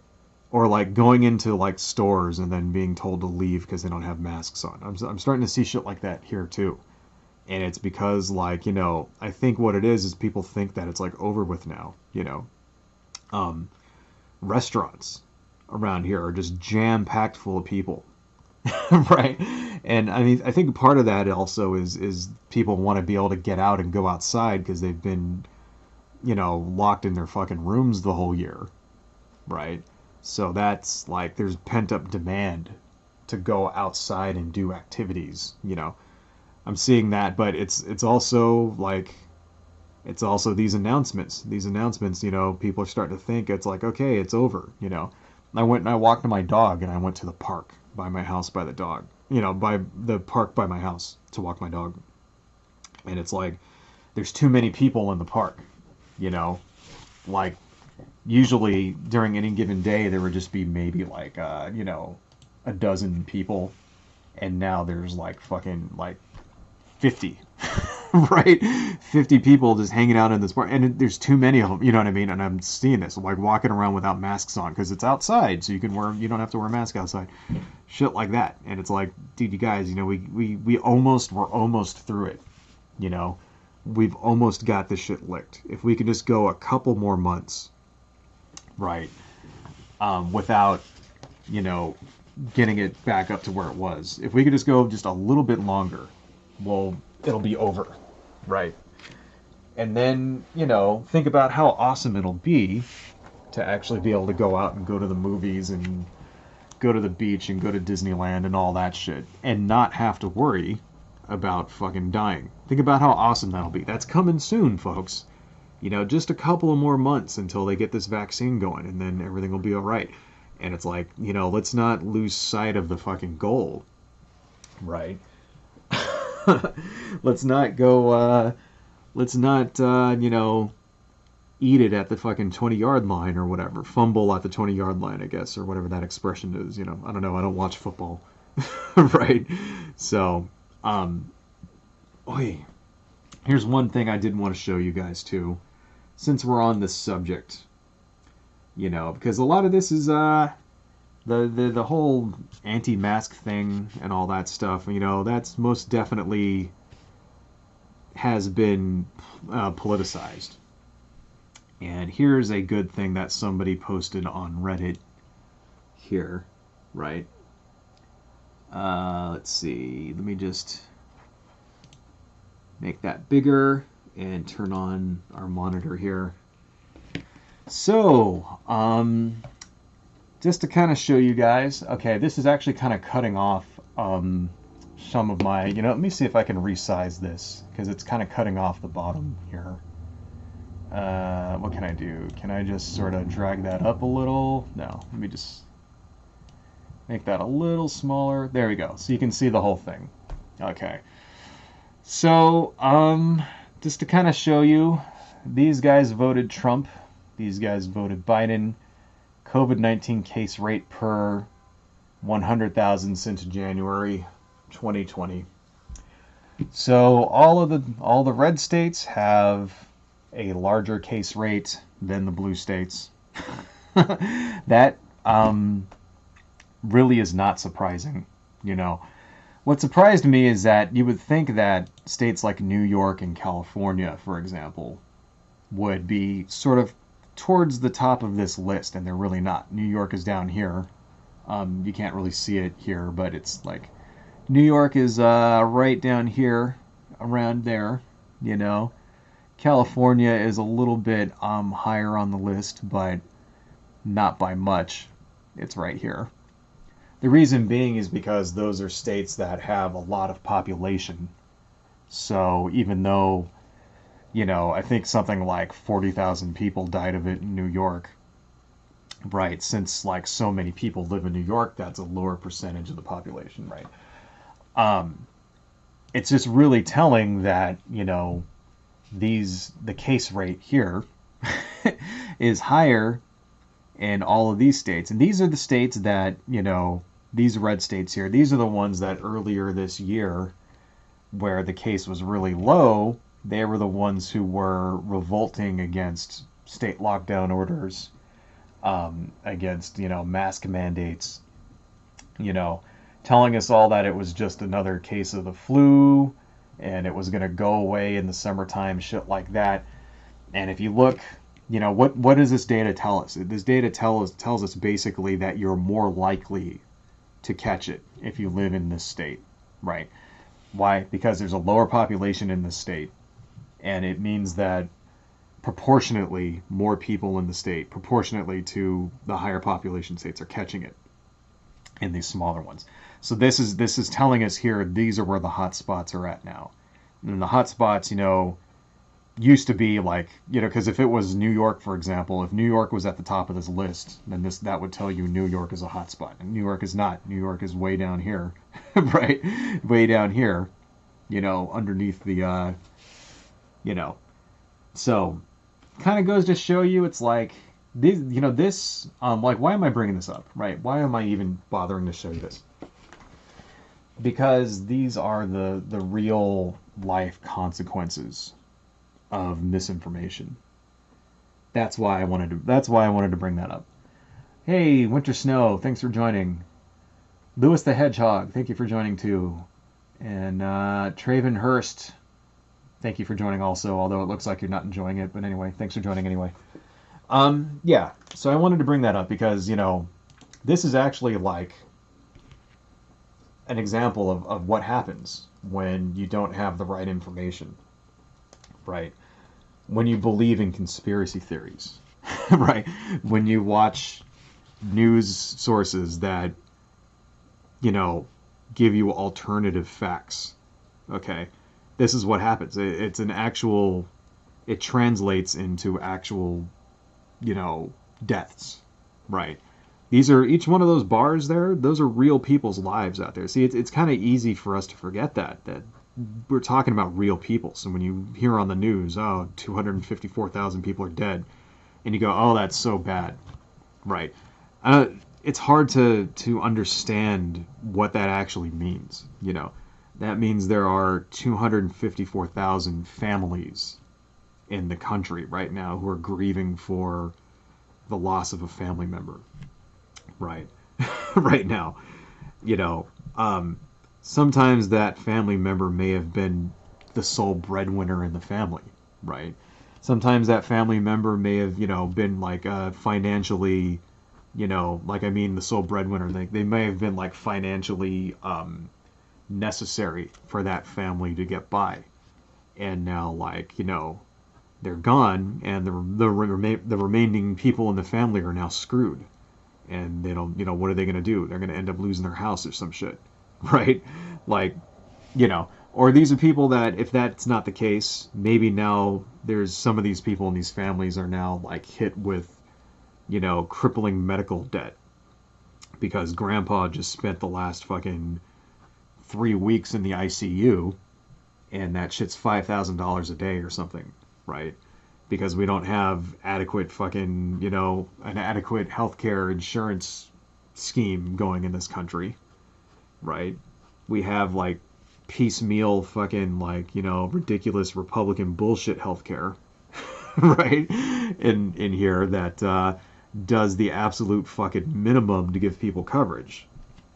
And, you know, that's what we're living with in this country, right?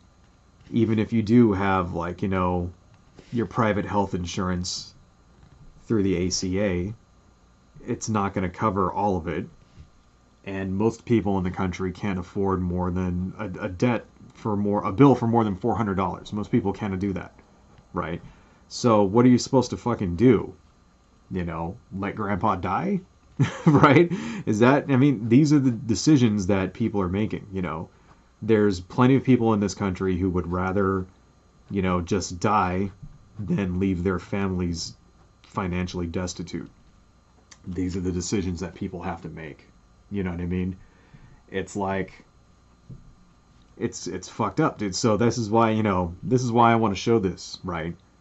This is, you know, if we actually would have in 2016, right, allowed the right person to like win the election, some of those people would be alive today. You know, if it was, you know, and I wouldn't even say Hillary Clinton, but if it was just any other person in charge making the decisions that affect people's lives like this, we probably would have had a better response. We probably would have got more stimulus, right? Even a different Republican. I will go that far. I'll go that far. I would even say if we had even a different Republican in charge, that number would be lower right now. You know? So this is why this shit's important. This is why it's important when the Trump people invite, you know, Republican legislators. One day I will be able to pronounce that word. When Trump invites Republican legislators from Michigan to the White House and tries to encourage them to steal the election for him. This is why it's important, right? This is why it's important that also people like that need to be held accountable. You know, there has to be some way, you know, people should, like, you know, Trump and his friends, for that shit, should be facing jail time for that. Because if you don't do anything to stop them, right, they're just going to do it again, you know? And next time, they might fucking actually pull it off. Next time, they might actually get away with it. You know, in 2000, right, we had a national debt of $5 trillion in 2000, right? The economy was semi-decent. We were in the middle of the bubble, you know, the dot-com bubble or whatnot, which was looking to burst pretty soon, right? That's true.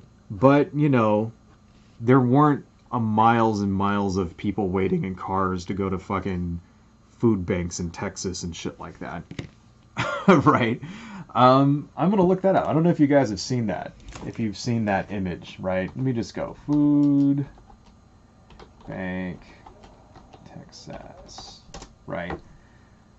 Let's see. Images. Here we go. Let me just kind of zoom in on this because I don't want to use, you know, Google image search because it'll fuck me up. Oh, fuck you, Houston Chronicle. Alright, hang on a second. Sorry, guys. Let me just, can I just increase the size of that without actually going to the, no, I can't do that. Here we go. Okay. I don't know if you guys have seen these news stories talking about this or whatnot. This is in Texas, and these are thousands of cars lined up outside of a food bank in Texas. Right, this is in April of this year. Okay, look at that. All right, These are people in line to go get food at a food bank because they're not able to feed their families because of job losses, right? Because of the pandemic. So let me just go ahead and put this in the chat also, so you guys can read that story. That's kind of, this is disturbing Great Depression shit right here. Okay. You know, and yeah, okay, that was in April, right? Has it gotten any better? All right. Has it, you know, not really. You know, the economy improved somewhat, a little bit, not very much. That shit is still going on right now. All right. If we had leadership that cared about us, this wouldn't be happening. All right. Like, we didn't have shit like, anyway, getting back to my original point, in 2000, we didn't have shit like that happening. All right. We didn't have war in the Middle East. You know, there was no Iraq war in 2000, right? There was no Afghan war in 2000. I mean, this was pre 9/11. You know, things were actually looking pretty good for the United States in the year 2000. All right. Then the wrong guy becomes president. All right. And kind of look at where we're at today.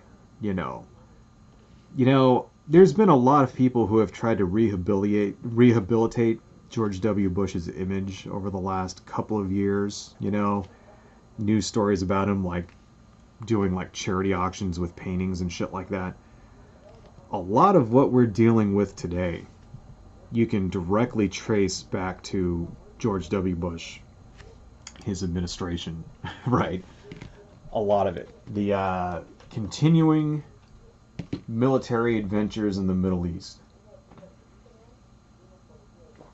20 years later, you know, we still have troops in Iraq. We still have troops in Afghanistan. Even if Trump is going to reduce them down to 2,500, that's still 2,500 troops that weren't there in 2000 for a war that wasn't started yet.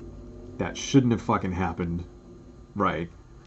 You know, who knows how much, you know, now also the national debt now is what? $20 trillion? You know, I'm afraid to look that shit up. I think the last time I checked it was around $20 trillion. In 2000 it was $5 trillion. Right? We had a surplus in 2000 of $500 billion a year. Okay, for the first time in decades. All right, we probably could have paid that off within 4 or 5 years, and we would have no national debt now, right? That would mean basically, what does it mean for a country to not to have national debt? It basically means that they can borrow way more money, right? And in case there's an emergency, like a pandemic, they can take care of their people. They can afford to do things like not have people work for 3 weeks or 3 months or however long it takes for them to get a hold of, like, you know, we can't do any of that shit now, right? Because, you know, it threatens the triple credit rating of the United States or whatever. Although, you know, they have no problem finding billions and billions of dollars to spend on the fucking military every year, you know. Still, I mean, it kind of makes you think that entire, like, talking point is bullshit, doesn't it? You know, it's like, okay, well, they can buy guns and bombs, but they can't spend money on healthcare, right? Well, you know, if we would have had that healthcare, a lot of those people, you know, a lot of that, the 254,000 people were dead, a lot of those guys would be alive as well, too, right? So keep all this in mind. You know, a lot of this stuff, you know, the fact that we don't have a sufficient social infrastructure in this country, a sufficient, you know, safety nets, medical or otherwise. A lot of that could have been prevented if we would have had the right kind of leadership, you know, way even back then. you know, we're facing the consequences of that, of the Bush people stealing that election even today. 20 years later, we're still facing those consequences, right? Every time a soldier dies in the Middle East, right? Every time, something like that, right? Every time there's a fucking, like, another terrorist attack where there wasn't terrorism before, right? Who knows what we'll be facing in 20 years if Trump steals this election. All right? Because it's not just the stuff that they do, it's not just the policies they enact, right? It's the policies we're not able to enact because they stand in the way that also matter, you know? That's why I keep bringing up universal healthcare. I keep talking about healthcare because right now we really could fucking use it, you know? We really could use a little bit of socialized medicine, to help people so that they go to the goddamn doctor when they get sick and stop spreading a disease around that could kill another 250,000 people, right? I mean, let alone the fact that it's like, you get, if you actually do catch it and you go to the fucking doctor and you, like, survive it, now you have, $30,000 or $40,000 in debt that you got to pay off. That's not fucking helping anybody either. It's like, maybe that's a little bit of a motivating factor not to go, right? And just prolong it and make everything last longer and make it worse for everyone, right? So we don't have, they've left us extremely ill prepared. Our leadership over the last decade, right? I'm including the Obama years in this too because, even during his time, we got a little bit of what we needed. We got the ACA. That's better than nothing. We could have got way more if it wasn't for obstructionist Republicans, standing in the way of fucking, like, I mean, if you remember the ACA, the big thing around about that was a public option, right? And they killed that. They killed that in order to get Republican buy-in, right? The Obama people basically bent over backwards trying to get Republican buy-in, and they could have passed it without them, but they didn't want to do that, right? Because they wanted to avoid basically the exact situation that we have now, where, like, when the Republicans take power, then they would try to remove it. They wanted to try to avoid that, so they tried to get buy-in from them, right? And they negotiated away a lot of the really positive things, like a public option, for example. They basically took that off the table, and they still didn't get one Republican to vote for it, right? And it's like, there you go, bad leadership. And that's kind of bad leader, and I'm including the Democrats in that bad leadership because they shouldn't have done that. They should have just fucking passed it when they had the ability to. That's also bad leadership, that kowtowing, and dealing when you don't have to fucking make deals, right? Because you want to, like, get bipartisanship. That's bad fucking leadership also. Right. So this is why elections are important. This is why it's important when Trump tries to fucking steal this election that he lost. This is why it's important when,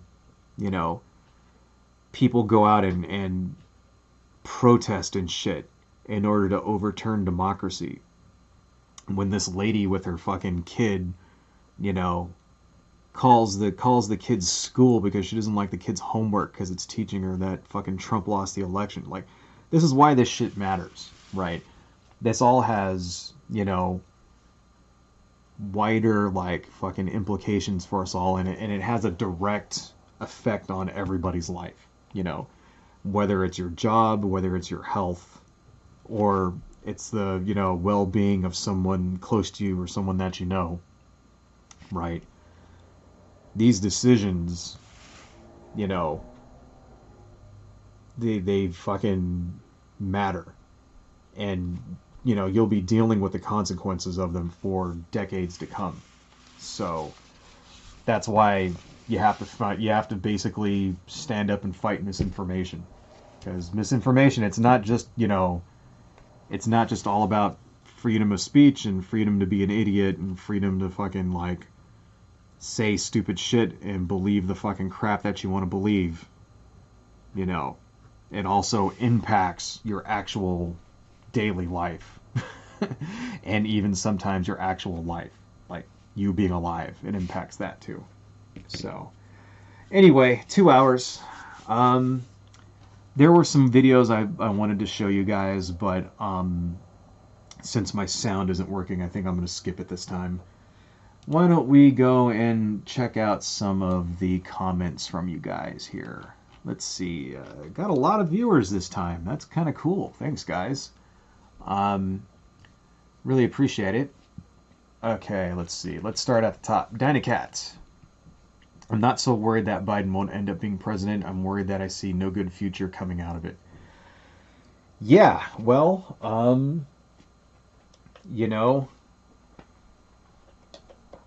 I tend to agree that I don't think he's going to get very much completed. Like, I don't think he'll be able to enact much of his agenda. If you look at Biden's platform, like, for example, his policy goals when it comes to things like the environment, for example, it's actually really good. Like, his proposed environmental policy is like, better than Obama's even. Right? I mean, obviously it's, it can always be better, right? It can always be better. But for what we've got from him, I'll take it. I'll take it. It's not bad at all. He's going to join like the Paris Accords, and he wants to have like fucking, 100% electrical cars on the road, like all new cars being sold being electric, in 10 years. Like these are actual, and whether that'll happen or not, whether you think that won't happen, that's fine. But, these are actual real goals to fucking like try to hit. It's like, you don't aim low, man, aim high, right? So he's definitely aiming high, and it's not the Green New Deal or whatever, but it's getting pretty close to that. So pretty happy about that. But yeah, I'm under no illusions that he'll actually accomplish very much of this. Especially if we don't get control of the Senate, So there's 2 special elections going on in Georgia, and basically, if the Democrats lose those elections, then yeah, it's just going to be like, another 4 years of it'll be just like the Obama, administration, just obstruction, and then the Republicans will just filibuster everything, Here's hoping that, there's still some things you can do, as far as, executive orders go, that kind of thing. There's stuff that can happen. And being in control of the executive branch and the policies that various governmental offices enact and the way they enact them is a big deal as well. A lot of it is going to have to be like cleaning up all of the mess that the Trump people left us. And unfortunately, that's just how it's got to be. It sucks, and it's going to do a lot to hamper him. He's going to have to go in and, like, clear out all these, like, civilian appointments of, like, fucking, entrenched Trump loyalists and stuff like that, and, et cetera, et cetera. And he's going to have to fight tooth and nail to get, like, judges passed, if he can even get any through at all. Right? We'll see. So, it's like, it's not going to be easy, and it won't be fun, and get ready to see a lot of stupid bullshit coming out of Mitch McConnell and the, GOP, but it's necessary. We got to do it, so, I don't know. But I would even say that 4 years of a government that doesn't do anything is better than what we've got now. 4 years of a government that, an obstructed government, right, where they have to fight tooth and nail to get stuff passed, is better than allowing the Trump people to just run willy-nilly and destroy our government like they've been doing for 4 years. You know what I'm saying? So, okay, let's see. Let's see here. Cephas. Trump might unironically win in a Supreme Court trial, and then we wait another year for the real results. Well, I don't know. What do you mean by that? You mean he might win the election from the Supreme Court? I don't think that's going to happen. I don't think any of these cases that they have are going to go to the Supreme Court. I'm not really worried about that at this point. I really don't even think that he'll be able to. I mean, just looking at what happened in Michigan, I don't think he'll be able to convince state legislators in order to like steal the election that way either. I don't think that's very much of a problem anymore. I'm, like I said in the last stream, more concerned about his followers doing something violent, mass shooters or Proud Boys or something going around and like fucking like actually stepping it up and starting to murder people. So okay, Alex Test you dog 974 YTB. That's an interesting name. Play Fortnite. Yeah, well, maybe. I've never actually played Fortnite, before, but I'm kind of afraid of it because I think that if I were to play it, I would just get owned over and over and over and over again, and then it wouldn't be fun, and then I'd get all frustrated and shit. So it's kind of like with games like that, you have to be in on the ground floor, and if you're not, like, it's sort of not worth playing because, like, the skill level of everybody else is, like, just so far above you and shit. So, anyway, moving on. Dynacats. Supreme Court will never hear a case stemming from the 2020 presidential election. Yeah, I kind of agree there. Dynacat, just on the well-established principle that whatever crap Trump says was done to him is actually what he's done or doing to others. The Democrats ought to investigate the voting machines to see if they switch votes to Trump. It would explain a good deal of the oddities. Well, yeah, they should. I think that kind of worked out in our favor this time because there is a lot of negatives to having a decentralized voting system like this, but one of the positives is that it makes it impossible to steal an election at a national level. Or rather, I wouldn't say impossible, it makes it highly unlikely, so they should, though. They should investigate it. If there are, stories of these machines not working correctly, then it should be investigated, obviously, And I think that would just do a lot, that would do a lot to assure people that the integrity of the election is fine, right? Because we kind of get these conspiracy theories all the time. Like I said earlier, they're the same ones on the left during 2004 and 2008, where people were, especially in 2004 when they first kind of came out, you saw a lot of stories on the left of people basically saying like they're vulnerable, they're hackable, the company behind them, is Republican, and the guy who like owns the company said we're going to deliver this state for Romney or whatever, stuff like that. You see shit like that all the time, right? And it's like, but there never really has been any actual proof that any fraud has been done using these machines. At least not enough to actually like flip an election, right? There's been no actual proof of that. Just because something is hackable doesn't mean that it has been hacked. That's another thing, right? Someone at, sure, somebody with a thumb drive could go fuck up one of these machines or whatever. Has it actually happened? Do we have any evidence that actually happened?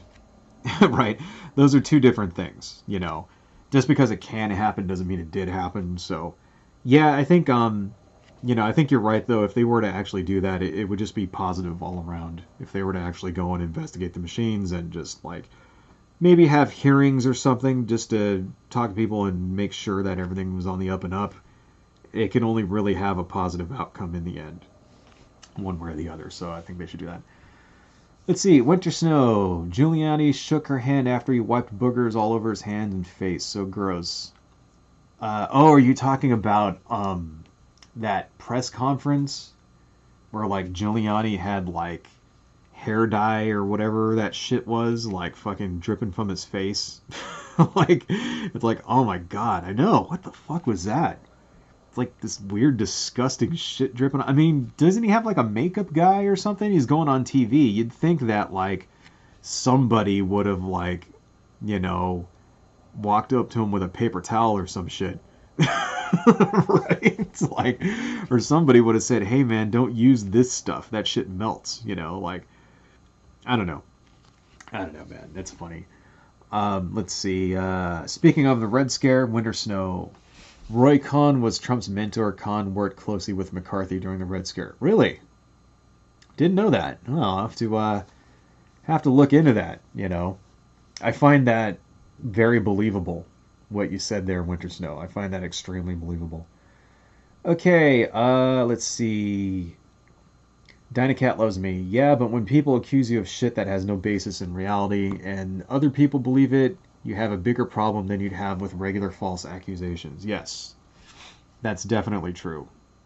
You know, this is kind of like, that was actually kind of my point during, you know, this whole thing about misinformation. It's like, this is why misinformation is so dangerous, because stories have a tendency to take a life of their own, you know, when they turn into conspiracy theories, right?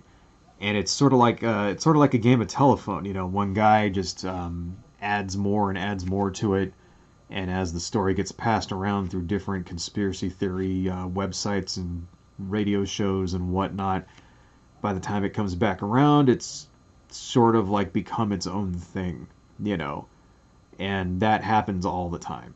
It's and it's dangerous. It's dangerous because, you know, even the people that believe this shit half the time don't even really know what they're talking about or where it came from.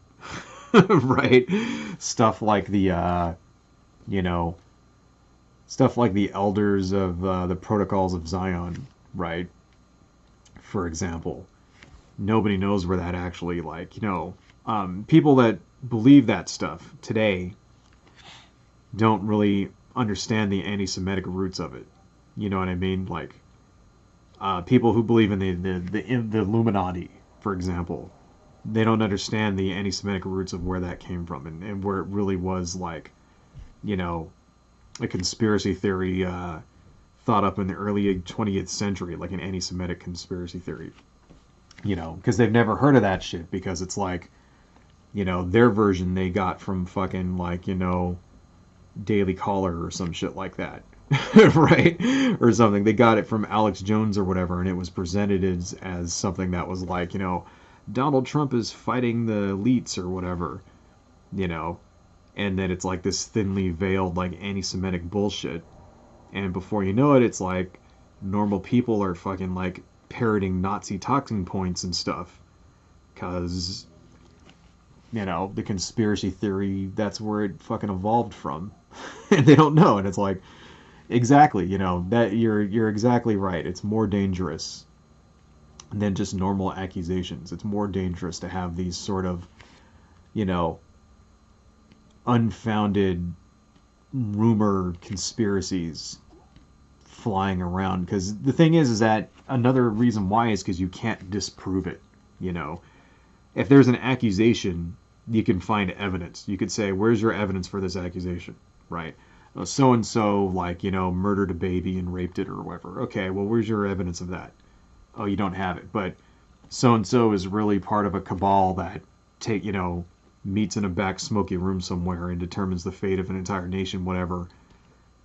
Somehow you don't need as much evidence to believe that than you do a direct accusation, right?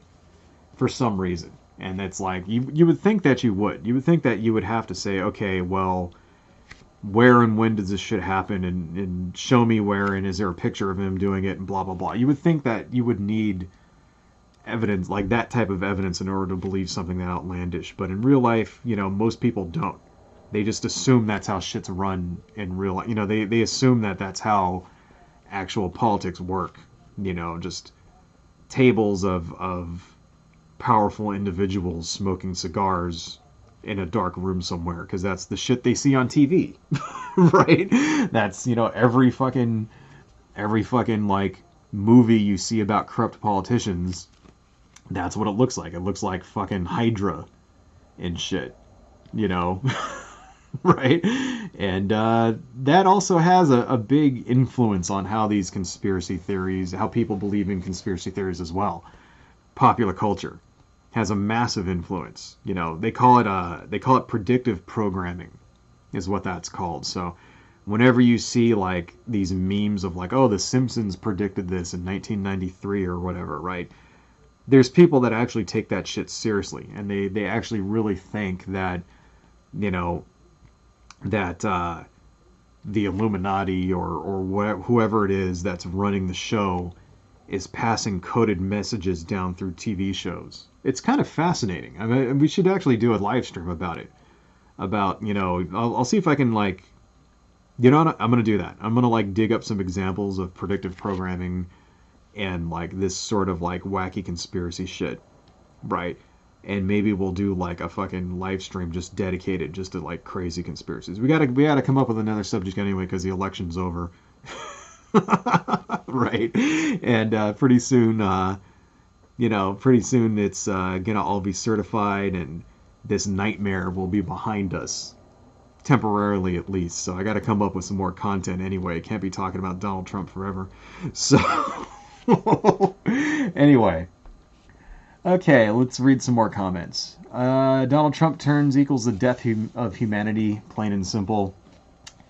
Yeah, well, I'm thinking humanity might be kind of doomed anyway, but a second Trump term definitely stands in our way of actually doing anything about it, that's for sure. Okay, lots of comments about how you guys could hear it. Okay, that's cool. Dynacat, none of my family lived to see any of this crap we're going through. We're probably better off. Oh, hey, shit. Sorry. Oh, man. I hope they didn't, like, die of COVID, right? Wow, that would be... Or are you saying that your family, like, years before already, like, were gone? Well, sorry to hear that, man, but, I guess, if you say they're right, you say it's better, right? My grandparents died before all of this happened. It's kind of funny, like, all four of them died within a few years of each other, the ones on my dad's and my mom's side, right? And, yeah, it's sort of, I think it's better that my memories of them are before this, before lockdowns, before, all of the fucking like polarization and shit like that. Right? I'm happy to say that it's like, okay, well, there were some people that had rich, fulfilling lives that lived before the fucking collapse, I guess. I think they probably were happier without having to experience any of this shit as well. So, okay. Let's see. Got some more comments here. Lewis the Hedgehog. If only Bernie Sanders was president. Oh God, if only. Nothing worth doing is ever easy. Yes, that's true. It'll be tough. What we've got, we don't really have a lot of fun things to look forward to. We have a lot of frustration and bullshit. And it's not, and that's the thing. It's a continuing struggle. You know what I mean? It's a continuous struggle. Well, there's always going to be people in the country who not only disagree with you politically, but are actively seeking to destroy you right? It's always going to happen. And whether they're Republicans, whether they're conservatives, or even if they're liberals, or if they're, tankies or whatever, there's always going to be people out there that you'll need to, fight against. Whether that fight is, done the right way through the political process, the civilized way, how a civilized nation chooses its leaders and resolves its problems, whether it's through that or whether it's through actual real brawling in the streets with like fucking Nazis and Proud Boys. There's always going to be people, that you're going to have to strive and resist against, right? And just because you win an election doesn't mean that you can rest easy, I guess. So anyway, guys, why don't we go ahead and end it with that? We're looking at almost 2.5 hours. It's about 2:19. Well, let's take another look at where we're at here. Hand hurts. I'm getting old, man. I'm gonna have arthritis and shit. Anyway, I think this is turning out really well. Wouldn't you? I think it's not bad at all. Let me zoom in a little bit so you guys can kind of see some of the detail here. Let's just go to let's see. Let's go here. Let's go to my configure video, camera control. Let's go to zoom just a little bit so you guys can check it out. Wait, is that as far as it'll zoom? Are you fucking serious? It'll only zoom in that far? That's kind of bullshit. Wow, that's ridiculous. Well, anyway, you can kind of see. Yeah, I think it's turning out not too bad, and I think we should, once we have this inked, I think I'm gonna actually scan it in, put it in Photoshop, and try to add some color to this, and whatnot. Actually, turn it into a real piece. So anyway, thank you guys for joining. I'll just kind of do my ending speech here that I do every stream. Right, I keep saying to myself that I'm just gonna go and actually film an ending to this, and maybe I'll do that this weekend. Maybe I'll just film a closing segment, and then that way I can just play the video. Right. That'll make shit easier. But if you guys like what I do and you want to support the channel, I have a Patreon, which is at Patreon, juanja.patreon.com, and you can join up there. If you don't want to do Patreon, if you don't want to do a recurring, kind of thing or whatnot, I have an SD shop. So if you like what I do and you want to support me, you can make a purchase on my SD shop. It's right here. This is Juanja's House of my House of Weirdness, where I sell stuff on SD, and I have these prints and things like that. And they're pretty good. They're 11x17 prints, coffee stain prints. Here's one. This is a H.P. Lovecraft character that each one comes out unique. So if you like what I do and you want to support me, please consider buying something. I also have another YouTube channel. This is my gaming and toy channel. So if you want to see me talk about, nerdy, goofy stuff, video games, toys, TV shows, movies, that kind of thing, some non-political content, check me out on UCD videos. And then if you like my artwork, here's my DeviantArt page. If you want to see more of my artwork, I have comics and stuff up on here. Most of the stuff is webcomics, and then I have a couple of different things. Here's another scroll, right, etc. So that's at deviantart.com/Juanja. I'll put links to all this stuff down in the bottom. And then I also have a webcomic. So please check out my webcomic at juanja.com. Fun for the whole stupid family. This one's about ninjas and stuff like that, And then I have another one up here on the left called Dirty Kitchen Comics, where this is just more of a sort of random webcomic-y kind of thing. So, and I'll put links to all this stuff in the bottom. Thank you all so much for joining. Thank you, Dynacat. Thank you, Lewis the Hedgehog. Thank you, Winter Snow. Thank you all so much. And I even saw some new faces in here. Thank you, Alex, Test Doug, and Cephas. And you guys are great. And I guess I will see you all next time. If I do another stream, most likely it'll be on Wednesday of next week. So, thanks a lot, everybody. I am out of here.